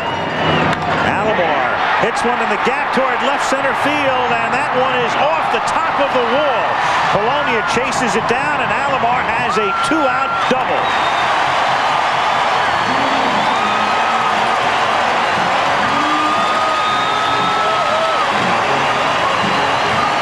Well, Tim, he doesn't make too many mistakes. But in the division series, he made 2 of them, and they're on this pitch. A high slider, a hanging slider. Looked like it backed up into the strike zone. One to Castillo, one to Bichette. And that ball misses from going out by about 2 feet, maybe even less than that. I mean, this ball is nailed. Actually, you can see it just coming off the wall. And Luis Polonia there to hold Alomar to a double. That wall out left field, 19 feet high. And it's not only an asymmetrical park, but the wall 19 feet in left, but if he hits it to center or right, it's 8 feet. Lofton. It's a little squibber up the line that bounces foul. 0-1. Davey Nelson wants to make sure it stays foul. Davey Nelson, longtime American League infielder.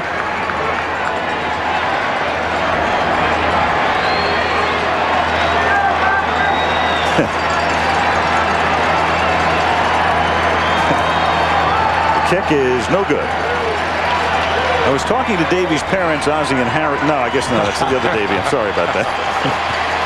Well, what you're going to see right here, you're going to see the Atlanta infielders playing a little deeper with 2 out and a man on second base.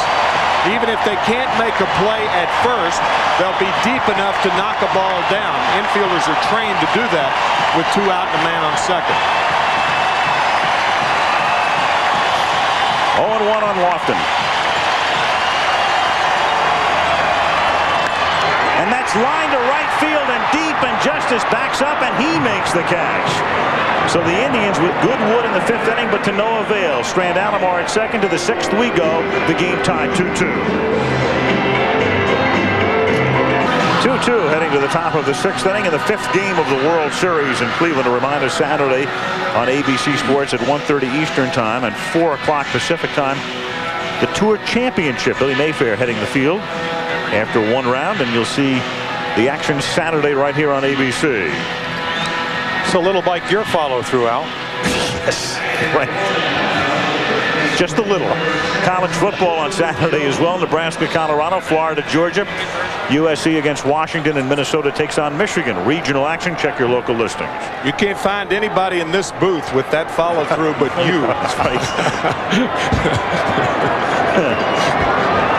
Well, I tell you, if that ball would just listen to what you tell it before you hit it, Al. Yep, right. It would be much easier, wouldn't it? That's what some of these players and hitters are thinking about right now. Well, you know Davis Justice is going to talk to himself. Yep. To the bat, to the ball. Yep. He'll come up 3rd in the inning, which begins with Jones at the plate. Jones, McGriff, and Justice. And Hershiser in there for a strike, 0-1. Oral through 5. 4 hits and 2 runs, 1 earned. A walk and 4 strikeouts. That's hit foul. Funny thing about the way it's scored in baseball, the run against Hershiser in the 5th inning would be unearned, despite the fact it was created because of his error.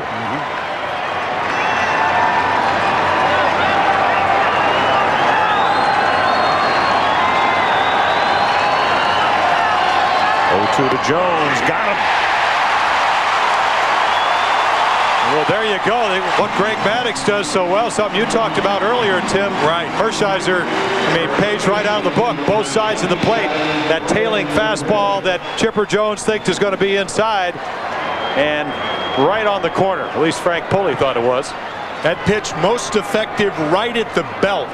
You see the left-handed hitters lift the hands. Once they lift the hands and that ball tails back over the plate, they're dead.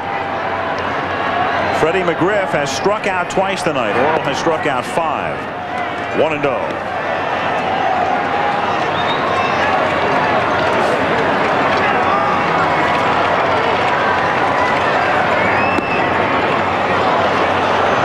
McGriff during the regular year hit .280 with 27 home runs. You forget the regular season's been over 3 weeks. It is a long postseason, but it's been a very exciting one.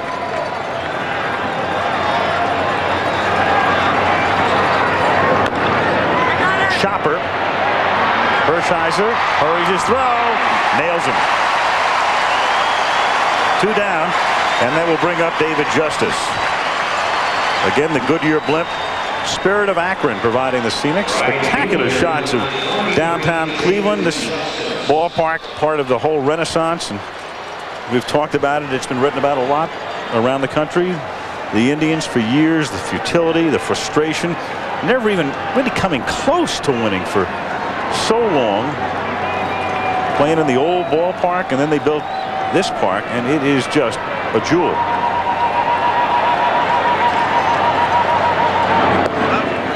1-0 on Justice. Well, I'll tell you what, Orel Hershiser has liked to pitch here over the course of this year. Went 10-2 here. A little over 2.5 runs a game. That's an amazing ERA in this ballpark. 2-0.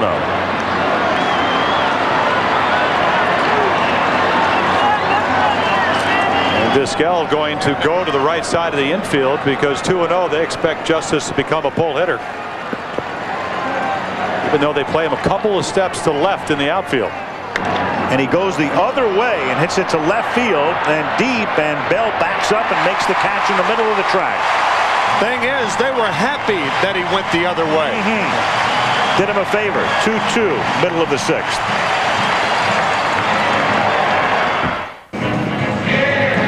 Well, I think things are going to get very interesting now. 2-2 as we go to the bottom of the 6th inning.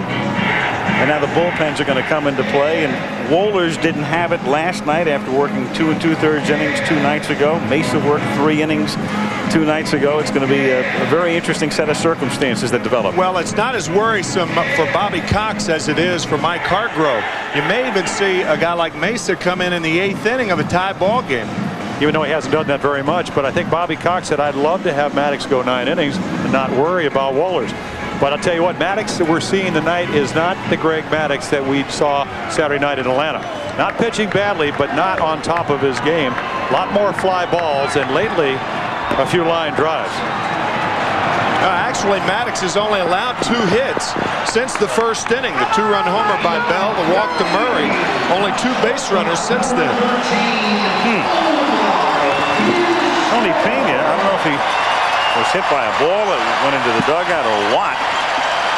I mean, that is the quintessential fat lip.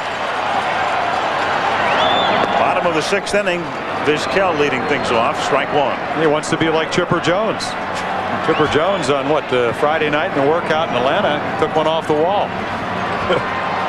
Yep. 2 of a kind. Strike. 0-2.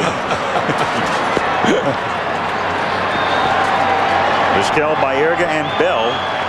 Game tied 2-2. Bottom of the 6th inning.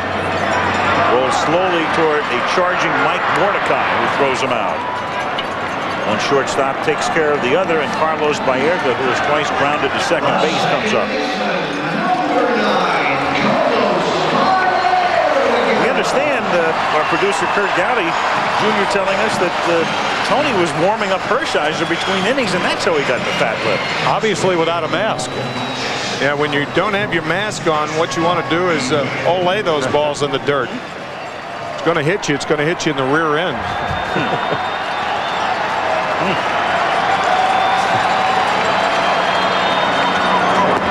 strike. 0-1 on Baerga.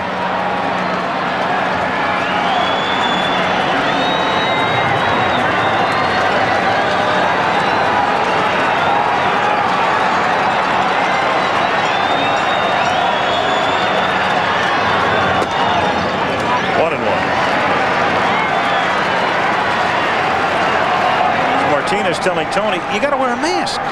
Yeah, because if the Indians win tonight, Pena will be catching Martinez on Saturday night, and he wants him healthy. And they might need Tony as a pinch hitter tonight. Sure. As well. That stroke down the left field line, fair ball, bouncing into the corner. Polonia plays the carom perfectly. Baerga on his way to second, diving in with a double.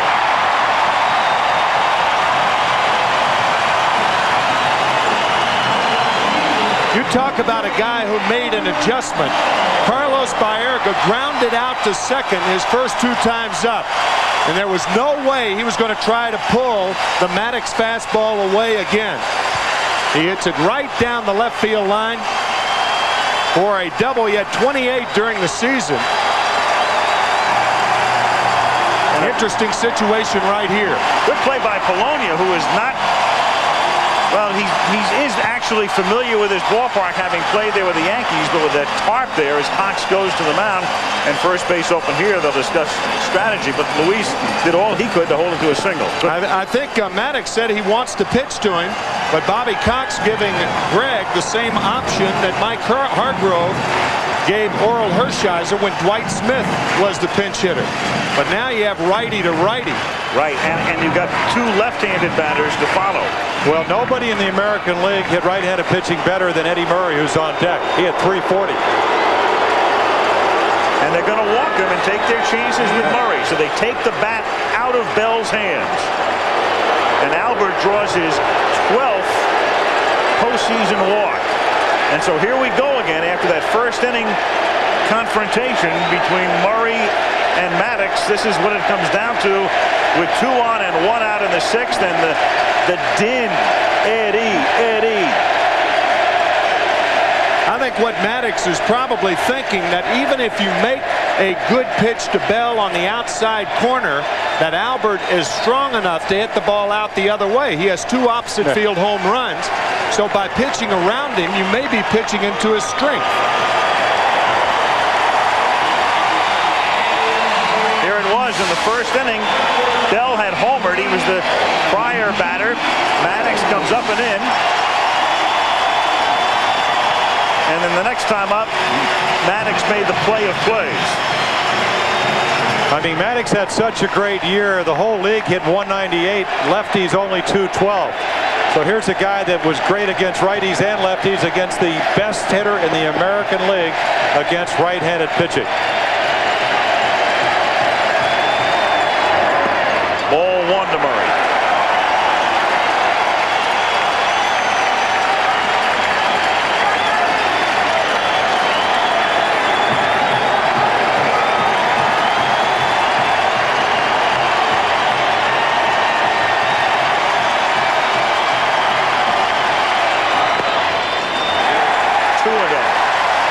You mentioned that 11 for 62 lifetime in the World Series. You can exercise a lot of demons with a big blow here.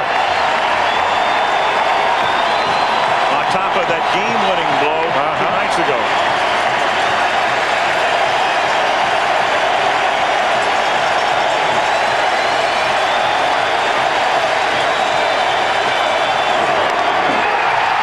Hit sharply to deep right, but Justice will make the play. Tagging at second base is Baerga and advances to third.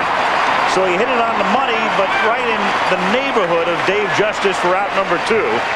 And the Indians have runners at first and third. It's about the same place on the bat, however, that Sorrento hit the ball to right field. Maddux with that uncanny ability to keep it on the end of the bat instead of the fat part of the bat. Well, we talked last night about, in fact, his first game, location. Look where the ball is. It's 2-0. You don't give in. You get the ball away, Timmy. And instead of hitting it on the fat part, a little bit out on the end. Yep. And again, Justice playing around because he knew Maddux, or expected Maddux to make a good pitch, and he did.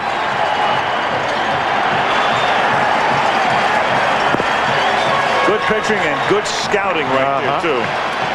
Well, it sure is.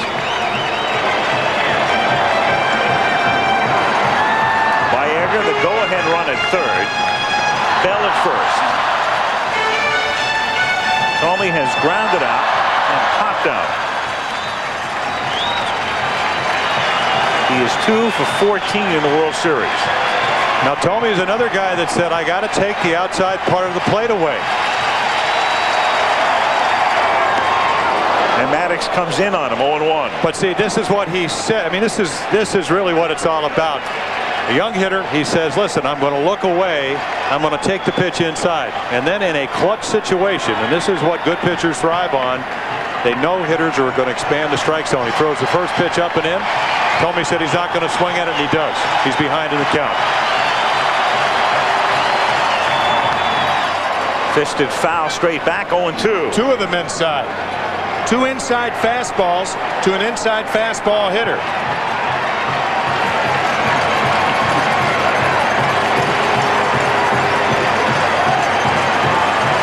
And now Maddox can do anything he wants with Jim. He can go away, he can take something off. So you really have to watch Albert Bell. I mean, Mike Hargrove may try to steal a run here. And McGriff's going to play off the bag at first base. Right. They'll give Bell second base uncontested if he wants to go. And the pitch is popped up in foul ground and back in the seats. Well, I think it's too early for that, Al. I mean, here we are only in the 6th inning. If you give Albert Bell second base, Thome gets a hit. You're 2 runs behind if you're Bobby Cox. I think they realize that Albert Bell is not a fast runner and they can afford to play McGriff behind him. I think if he runs, I think Charlie O'Brien will try to look Baerga back and throw through. Yeah, neither of these base runners with good speed. No. Especially with Baerga with the bad ankle. Well, they're almost daring Bell to run because Belliard or Mordecai at shortstop and Lemke are well away from the bag. Of course, there are 2 outs and 2 strikes. But when you look at the middle infielders, you really get the feeling that they are giving Albert second base. Yep. They're normally positioned.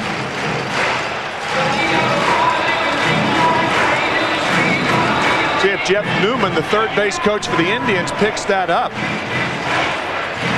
And if he does, they may send Bell here. If it's a no-risk situation for the base runner, the good news for you is that it takes away a force at second base. Yeah, if they're going to give it to you, take it. He won't take it, and the pitch is up high. 1-2.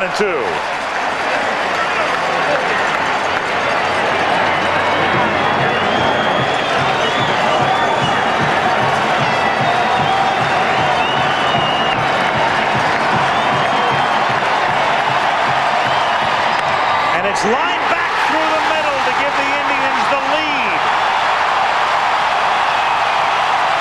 Bell goes to third. 3-2.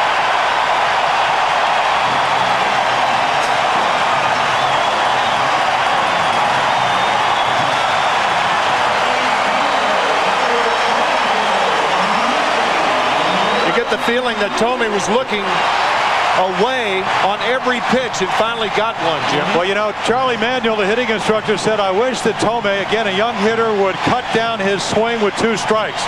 Struck out 122 times. You can see him shorten his stroke, look away, and as you said, drive it right back up the middle.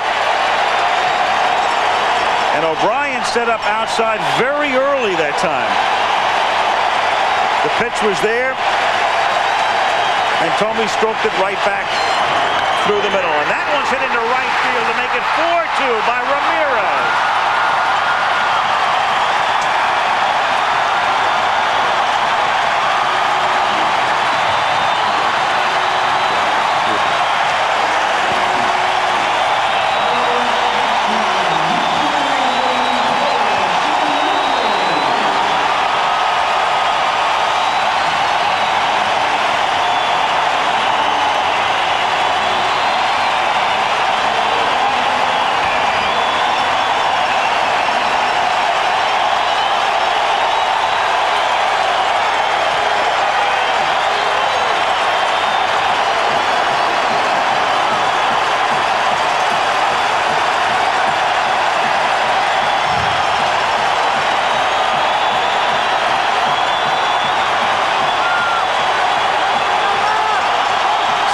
Sorrento at the plate.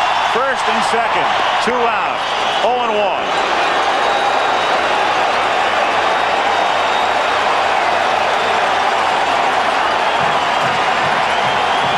Thome at second. Ramirez at first. 4-2 in the 6th.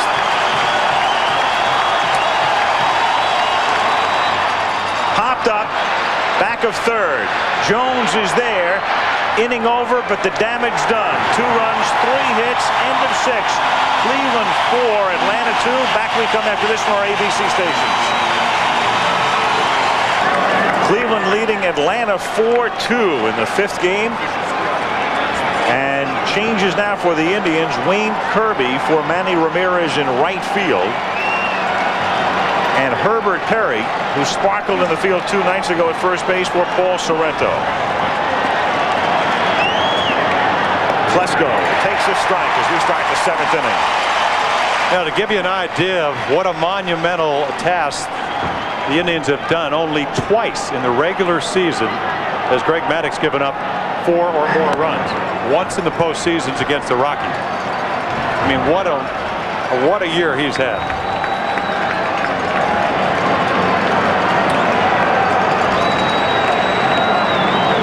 6, 7, and 8. Klesko, Lemke, and O'Brien here in the 7th inning. 2-1.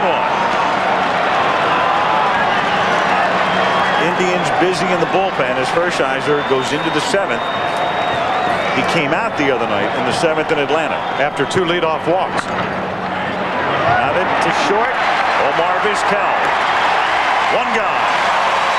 In the bullpen for the Indians, a lefty and a righty, and they can left-right you all night. The righty is Eric Plunk. The lefty is Jim Poole. Tonight's Toyota Diamond Dust Quiz. Fred Lindstrom, age 18, the youngest player ever in a World Series game for the New York Giants in 24. Which former Red Sox pitcher was the youngest ever to pitch in a World Series game? Answer soon. Lemke hits it down to Baerga. On second baseman. Throws out the other. 2 down. Orel has now set down 6 in a row. I think the answer to that is Kenny Brett in 1967. Could be. I believe. Shortly. Bubbles all over everything. the place. Right. Gloves, bubbles, fat lips. I'm forever blowing bubbles. Javier Lopez now will come up to pinch hit for O'Brien.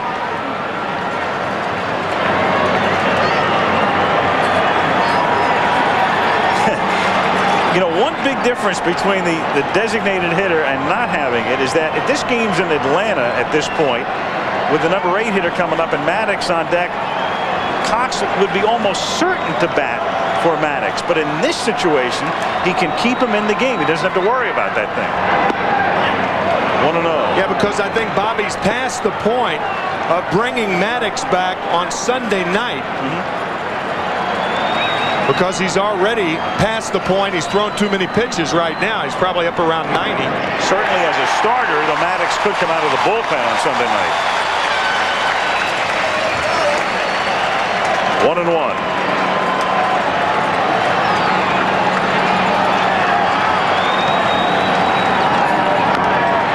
That's Orel's 93rd pitch of the game, and it's unassisted as Alomar takes care of Lopez. Javi puts up a mild beef. Pulley said, "You hit it out in front of the plate. It's a fair ball." You should know it better than anybody, Javi. You're a catcher. See, the ball hits behind home plate, but it's not where it hits, it's where it is. Where it's gloved. 3 up, 3 down. 4-2 Cleveland. Take a look at the last out. Lopez comes in and pinch hits. You can see the ball bouncing right behind home plate. Very alert by Sandy Alomar and Frank Pulley right there. A lot of umpires, if the ball is down by your feet, will immediately call it foul. Kind of takes him off the hook, but Sandy Alomar very alert, and you get a very, very easy inning for Orel Hershiser. Toyota Diamond Dust answer. The question, which former Red Sox pitcher, the youngest ever to pitch in a World Series game? You're right, Ken Brett. The man knows everything. Yep. Now broadcasting. I played against him. That's the Angels. 1967 series against the Red Sox. George. Javi Lopez stays in the game. He'll catch Maddox as we go to the bottom of the 7th inning, and Alomar to lead off.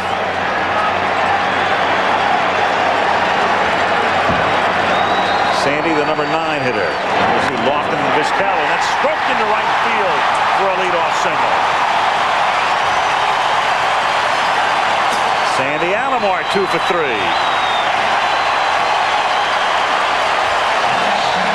Seems like the deeper in this game that the Indians go, the more they look away from Greg Maddux. Well, they've made some great adjustments. Yeah. You know, they're a very young ball club. I mean, only 6 guys on the Indians have postseason experience, 11 on Atlanta. But they must be quick studies. I mean, Maddux, this is postseason, but during the regular season, 18-0 on the road. Hasn't lost in his last 20 starts. Brad Klontz and last night's star, Pedro Borbon Jr. throwing in the pen. And I think Bobby Cox encountering what's so difficult when you have your ace on the mound. Very tough to take an ace out. When to know to relieve him. You just don't see him struggle this much. Line to center field and right into the glove of Marquise Grissom. Lofton's hit a couple of balls very hard tonight, but he is 0 for 4. Tonight's Game 5 of the World Series is being brought to you by Toyota and their full line of quality cars and trucks. Toyota, I love what you do for me. Sun America, the retirement saving specialists, and the makers of Advil. The reason that the hitters are looking away now is because Maddux is fatigued and can't come in with the same velocity that he could earlier. So if he comes inside, it's going to be bad, not for a strike. Vizquel, 1 out. Alomar at first base. Jones in on the grass at third.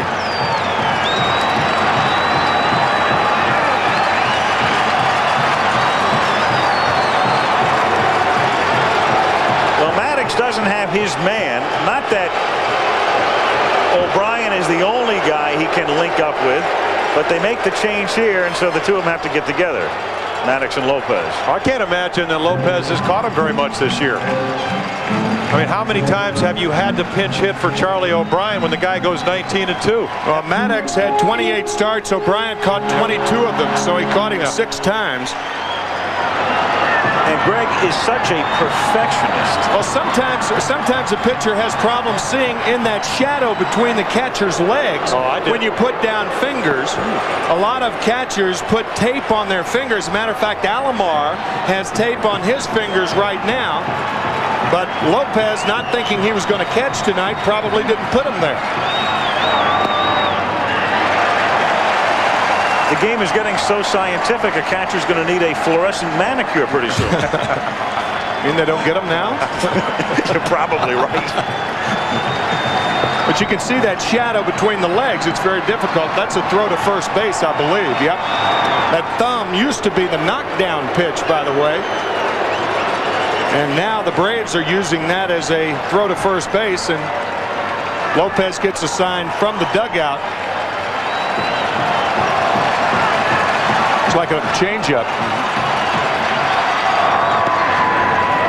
Squares the butt, takes a strike. You know, Al, last night you mentioned the old ballpark here in Cleveland, and that, where the lights weren't good, was a place where I had trouble seeing. Seeing the catcher sign. Yeah, and again, I mean, you're in a game where you can't afford to give up any more runs. You got to be sure. 4-2 Indians in the 7th. That's a throw to first. You bet.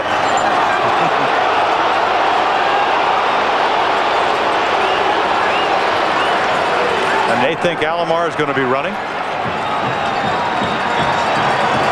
I don't think the only way he'll be running is part of a hit and run play.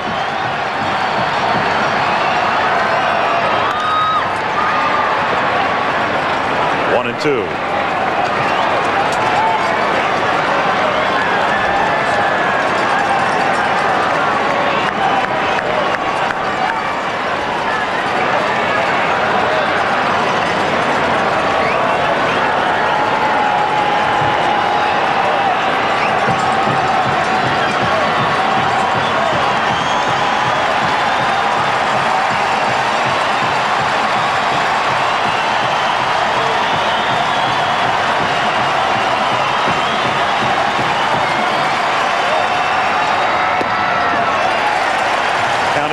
was interesting. Maddox stared off 3 signs then. Some pitchers like to stare off a sign.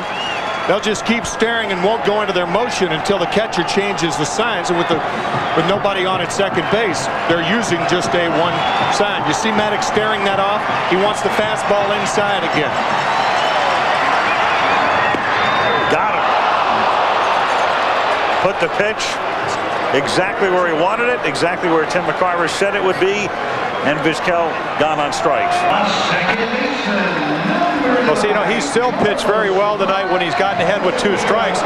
But going back to the point earlier, Timmy, early in the count, the Indians looking away, getting pitches away, and hitting pitches away. Especially in this inning. The first pitch to Alomar, outside, line to right field. The next pitch to Lofton, outside, line to center for the out. And now Maddox coming back inside a little more.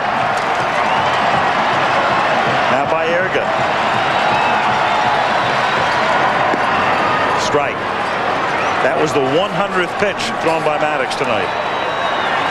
And if Indians win tonight, Tom Glavine will pitch Saturday night for the Braves. And here's the guy that just stays away.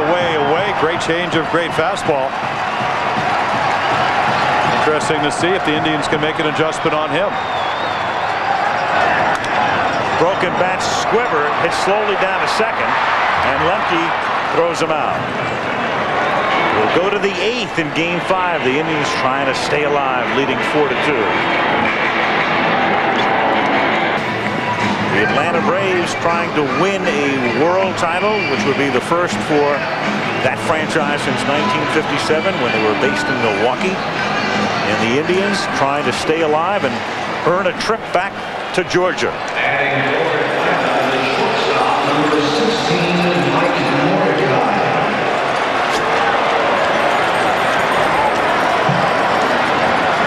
Mazzoni and Cox conferring as Maddox is into triple figures and probably done for the night as Hershiser gets set to work here in the 8th inning. And I'm sure that Mark Wiley, pitching coach for the Indians, Hargrove having a conversation. Mike telling us before the game, when you get, as we look at Greg Maddux, and most likely finished. But Hargrove saying when Worrell gets into the 90s, and that's where he is, we are going to keep a very close watch on him. 2-0. Because of the damage and the operation that Worrell had 4 years ago. Do you know something about a sinker ball pitcher? They can be as effective in the late innings when they don't get tired. Even though a rare 3-0 count tonight. But when they start getting the ball up, you know this as well as I, that usually means the legs are going. And this is 3-0 on Mordecai, the number 9 hitter who takes a strike. Hitting for the first time in the game. Brad Klontz up in the Braves pen. Mordecai took Belliard's spot after Smith hit for Raphael. And remember we talked to Bobby Cox. You ever tell a hitter to take a pitch? Maybe taking right here. No, swinging and lining a base hit into left field. So Mordecai with a single here in the 8th inning to lead things off. And Marquise Grissom comes up. And will there be a visit? Hargrove remains in the dugout. Remember we told you about the fact when they took Belliard out for a pinch hitter, Dwight Smith, who they walked. You maybe lose a little bit defensively, but offensively you get something in Mordecai because he hit 280 this year. And they don't have anybody warming up at the bullpen that can induce a double play like Hershiser. Which is the reason he stays in as Grissom takes low. But Grissom's a tough guy to double. But still you get the ground ball. That at least is what I think Mike's thinking right now. It has to be, because he's been burned a couple of times in the last 2 nights. And that's a liner caught by Hershiser, throws to first. They got him for the double play. What a play!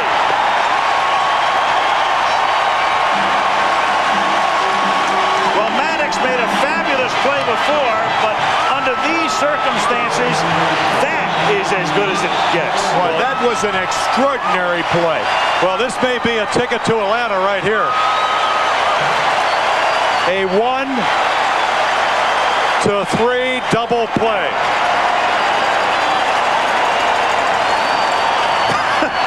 Well, he left him in to get the double play, and he got it. Polonia Tries to bunt his way on. That's a strike. Interesting thing, any other situation, 1 out, 1 on, you bring the left-hander in to pitch to Polonia. But since there are 2 outs and nobody on, I think Mike's going to allow him to pitch to Polonia, but you'll probably see somebody else if Polonia gets on. 0-2. And I'll tell you, he ain't going to get a hanging curveball this time. I mean, this is the time of the game when you may throw him a curveball, but you'll try to bounce it low and away right on the outside corner.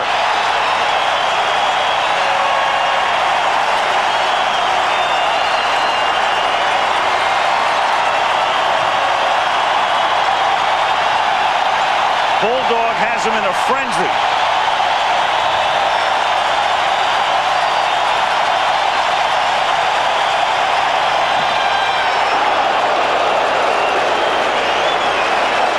One and 2.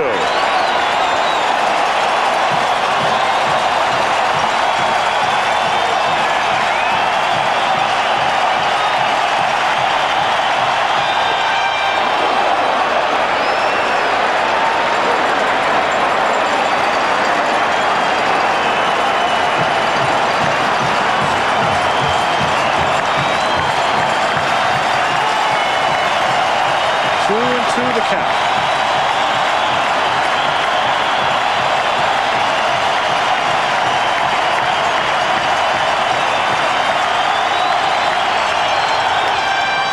And that's grounded just foul outside first.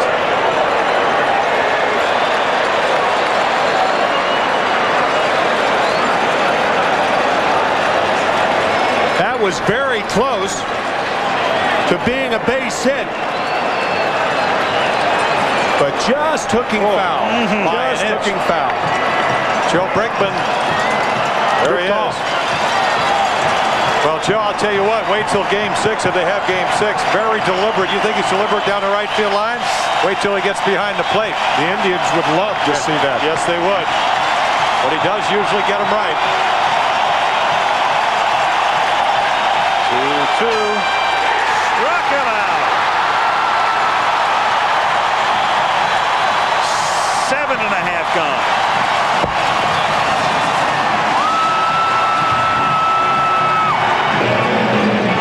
We have seen 2 extraordinary plays by both pitchers tonight.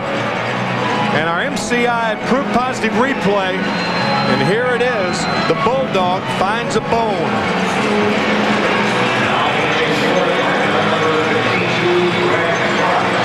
Extraordinary. Well, game saver, Gold Glover in '88. Gold Glover here tonight.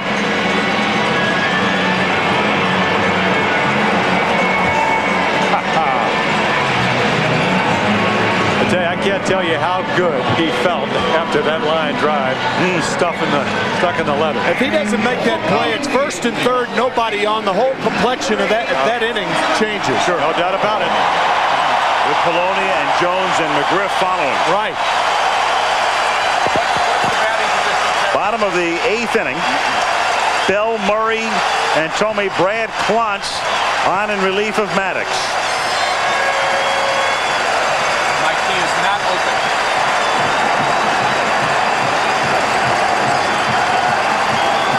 Well, win or lose, it's the last game of the year here, and it's been a beauty. Strike, 0-1.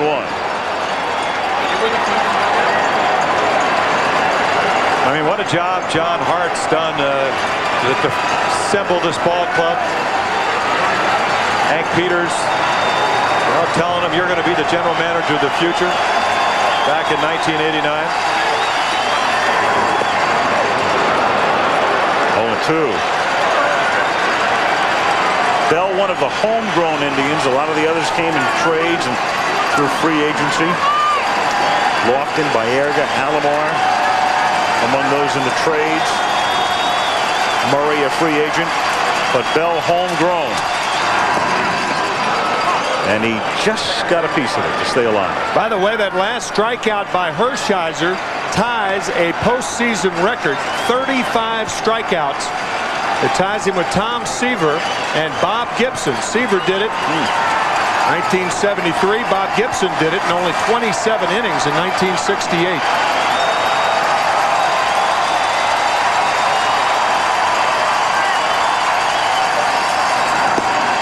Bell gone. One away. Murray coming up. There it is, and Tim McCarver on the receiving end, and that 68 postseason. Seaver doing it the year that the Mets win the pennant despite finishing 3 games over 500 in the regular season and knocking the Reds off before losing to the A's in the World Series. They're all saying, you know, the hardest thing in the postseason is to handle that adrenaline rush. Think that's not flowing right there on the bench? I was just thinking, you know, Bob Gibson with that extraordinary 35 strikeouts in only 27 innings, besting Seaver and Hershiser, actually, even though the same amount of strikeouts, fewer innings. But the Tigers beat Gibson in Game 7, and this could be just as big a win if the Indians could beat Maddox tonight. 1-1.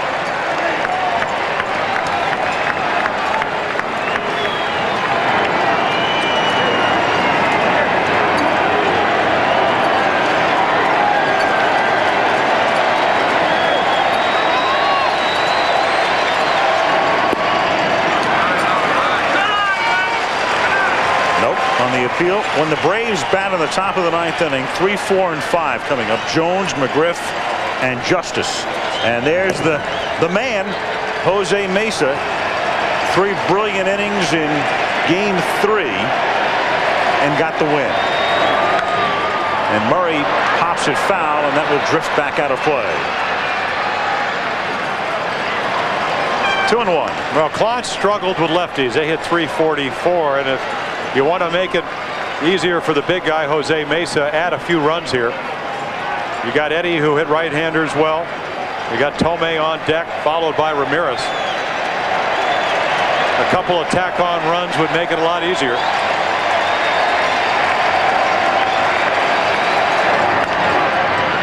Ground ball to the right side, corralled by Lemke. 2 down, and Jim Tomei comes up. If we go to a 7th game, we'll have it on ABC. A 6th game on Saturday night. Again, here's a hint. Bob Costas is beginning to gargle right now. Euchre and Morgan, I don't know.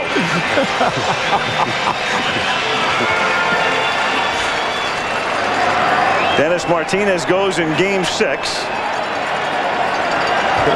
And Tom Glavine for Atlanta. Bob and Joe happily gargling. Yes. Well, this has been a terrific World Series. 3 one-run games. Last night's game 5-2, but a lot of drama throughout, and a beauty tonight in Cleveland.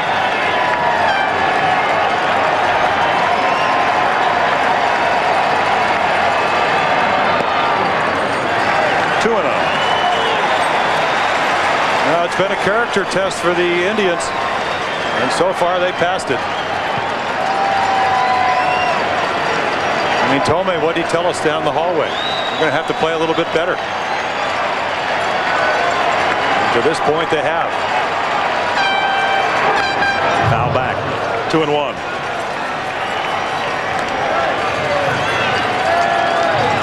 Herbert Perry is on deck.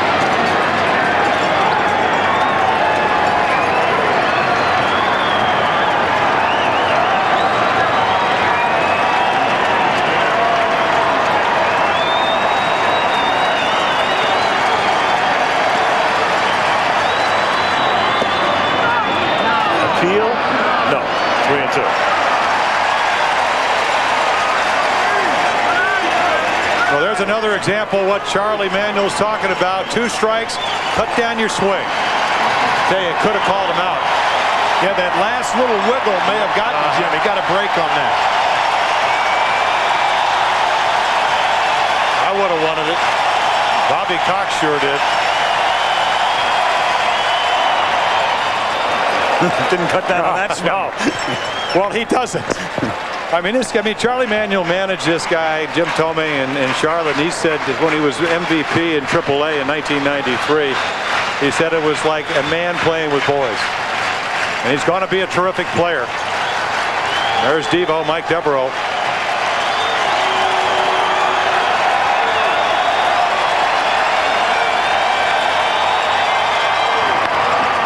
Ripped foul. I have always thought that cutting down on your swing is really a misnomer. What you do is you adjust your thinking with 2 strikes. You don't take the same swing with 2 strikes that you would take 2 balls and no strikes, 3 and 1. So it's almost like you back up your thinking. You kind of corral your thinking a bit.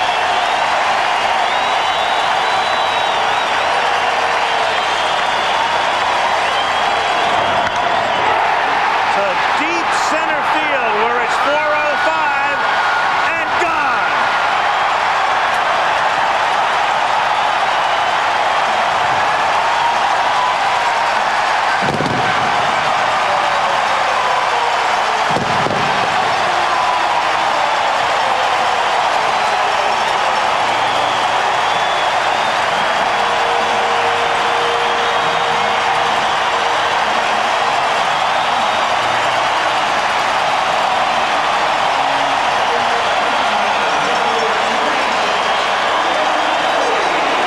This ball might be hit 450 feet to straightaway center field. Forget this one.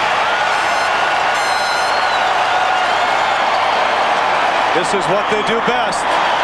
207 in the regular season. I'll tell you, if he cut down on his swing with where he hit that ball, had he aired it out, he may have hit it to Akron. Man. And over a 19-foot high wall by plenty. Strike to Perry, 1-1. That ball would have gone over the Great Wall of China. Mercy.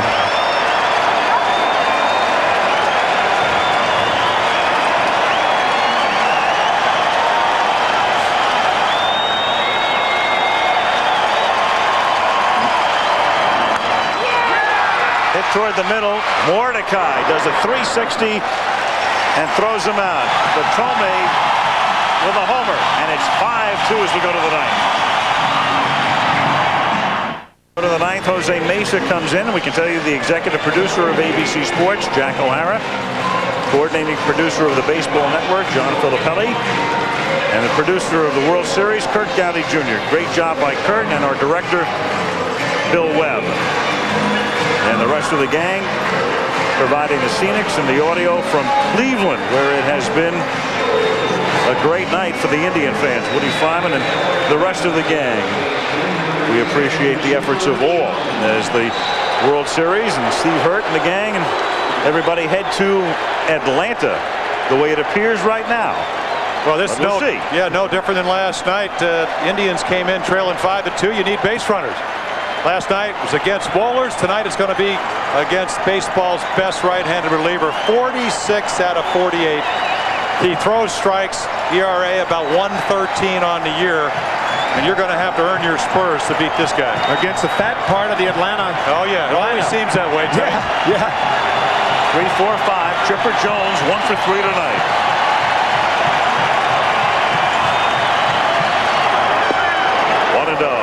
You know, Bobby Cox telling us, Wohlers occasionally will get wild, but Mesa, what do you say? Doesn't he always throw strikes? So I don't see, unless he goes 2-0, 3-1, I don't think you're going to see him take it. 1-1. Marvelous job, Bob, the ace of hearts.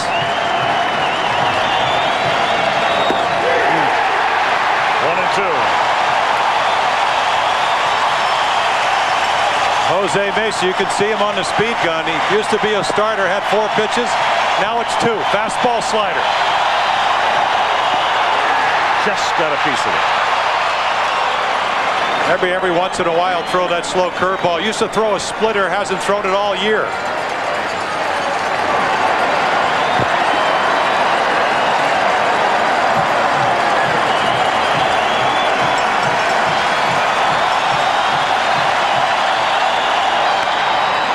In the air to right field.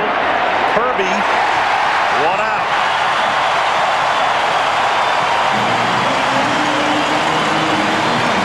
Freddie McGriff coming up.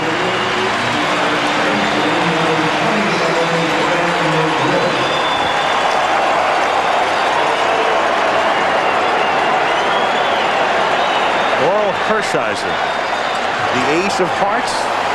Yeah, he is. I think he was a royal flush tonight. Is what he was. Yes, he was.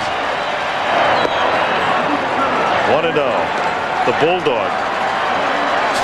In front of a full house. Yes, absolutely. With all the money on the table, too. 1-1.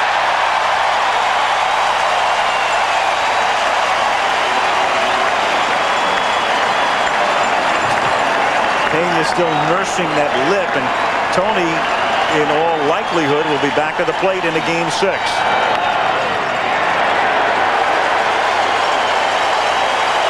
ball, 2 strikes. Well, that's what he told us up in Seattle. I said, are you catching, Dennis? He said, yep, it's catcher's appreciation night. My turn.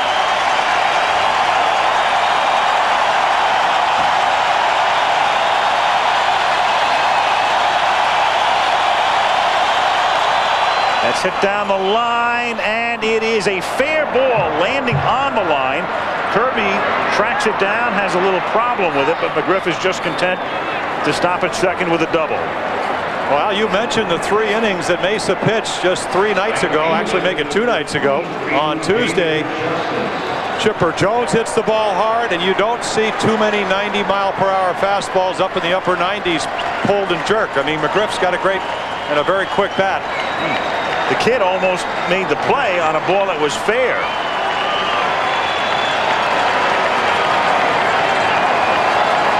Now Justice, 0 for 3 tonight. All the Braves are hoping for now is to get Justice on any way to get Klesko up there. Keep in mind, no left-handed batter has homered off Mesa this year. None. Klesko on deck would come up at the tying run if Justice reaches. And Klesko has homered in each of the last 2 games. No, and Bobby Cox asking me before the game, he said, don't you get stiffer the second day after you pitch 3 innings? Mesa hadn't pitched that long all year. Of course, he's a reliever and used to getting up on a daily basis, more or less. Isn't that right? What do you think? We're not used to pitching and throwing 51 pitches. That's the difference, I think. You know what I think about the World Series? You don't get sore and you don't get tired, period.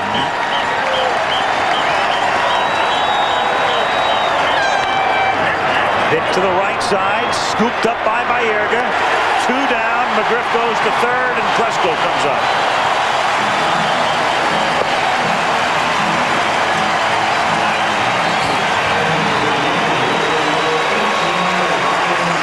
Sleep in November. Well, that's what they used to say. You got plenty of time to rest all winter.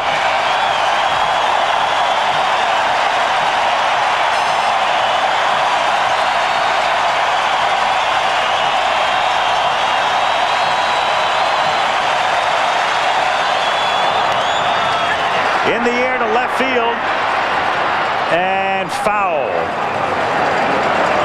0-1.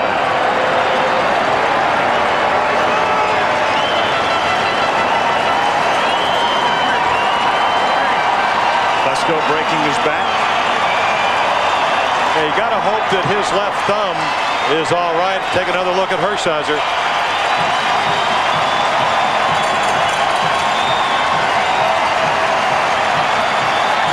Well, in Georgia, they love the Bulldogs, but not that Bulldog.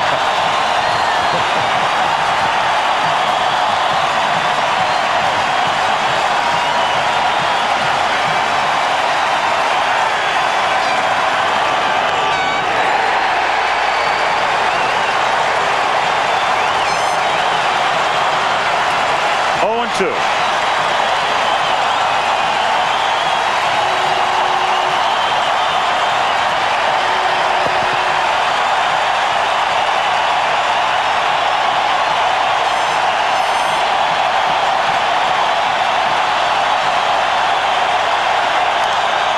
To right field and deep, and it is gone.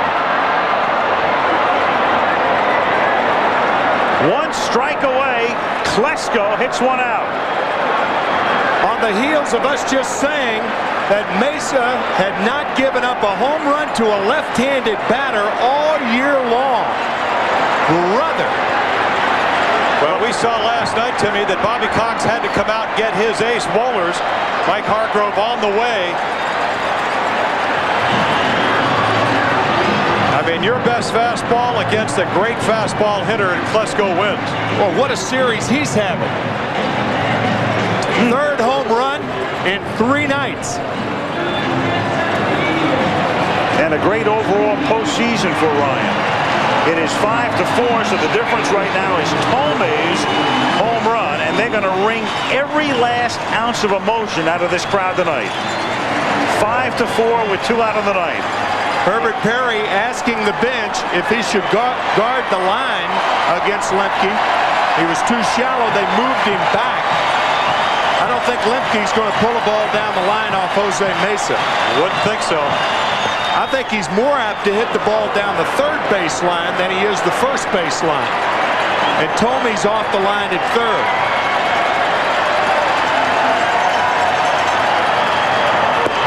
One and one. Yeah, normally, Timmy, we talk about it all the time. This is a guy you play pretty shallow, but with a 1-run lead and 2 outs, you don't want to be too shallow. The last thing you want is a double over your head. Or up the gap. Again, the Indians get to within a strike. 1-2.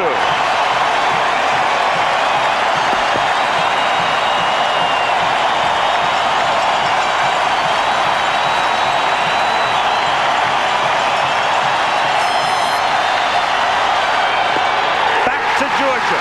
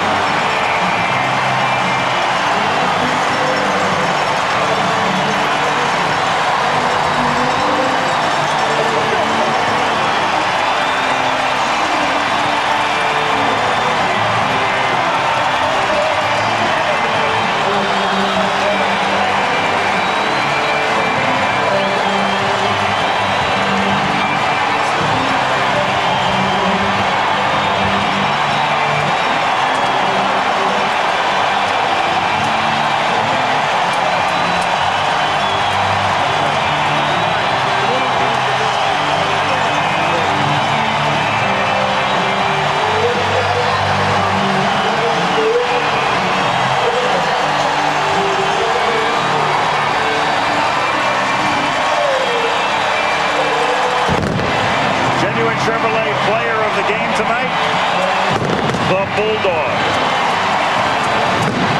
In conjunction with this program, Chevy contributes $50,000 to the Boys and Girls Clubs of America in the names of all players of the game for the season. Orel Hershiser, Jim Thome, Albert Bell, and all the rest going back to Atlanta for a Game 6. And we're back in a moment.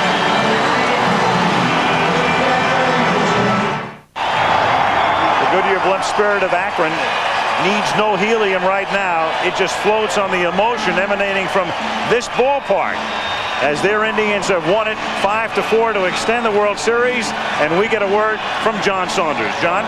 All right, Al, thanks a lot. I'm with Jim Thome, the hitting hero, and Orel Hershiser, the pitching hero. You know, they're calling you the ace of hearts upstairs, our boys are. And it looks that way. As much as you pitch with your arm and with your head, it's coming from inside as well. Well, it was just an unbelievable game. You know, the emotions, they're starting to come out now, but I've had to keep them in check all day and all night. And after the poor performance in Game 1, I really wanted to make up bad, and fortunately, it worked out.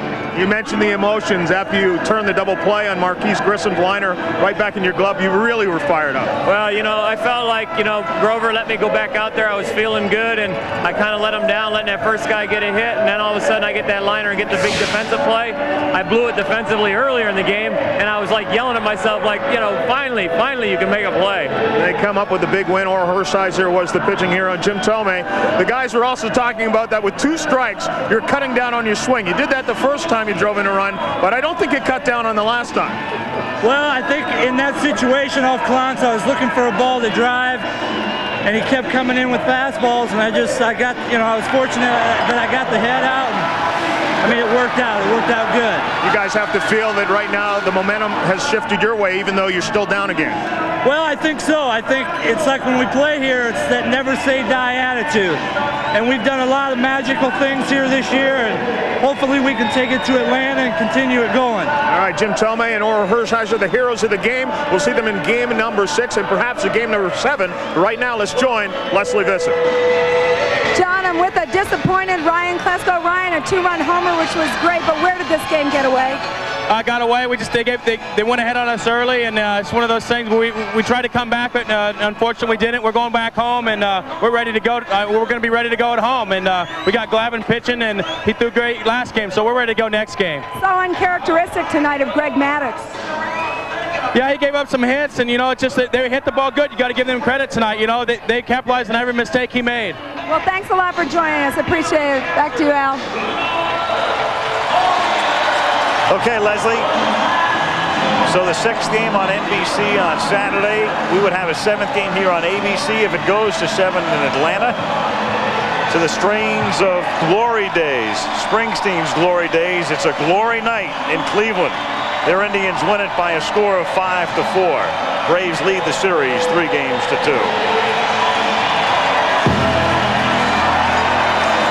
Tonight's game brought to you by Lexus Luxury Automobiles, the result of a relentless pursuit of perfection.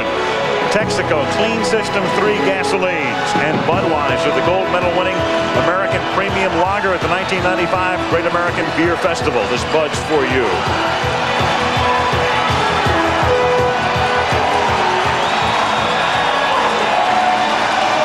Al Michaels, Jim Palmer, Tim McCarver, Lesley Visser, John Saunders saying good night from Jacobs Field in Cleveland.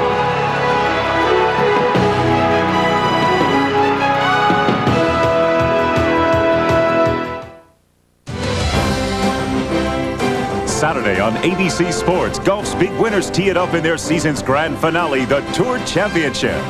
And on ABC's college football, Nebraska tackles Colorado, Florida invades Georgia, or other regional games from the Pac-10 and Big Ten. Now stay tuned for ABC News Nightline.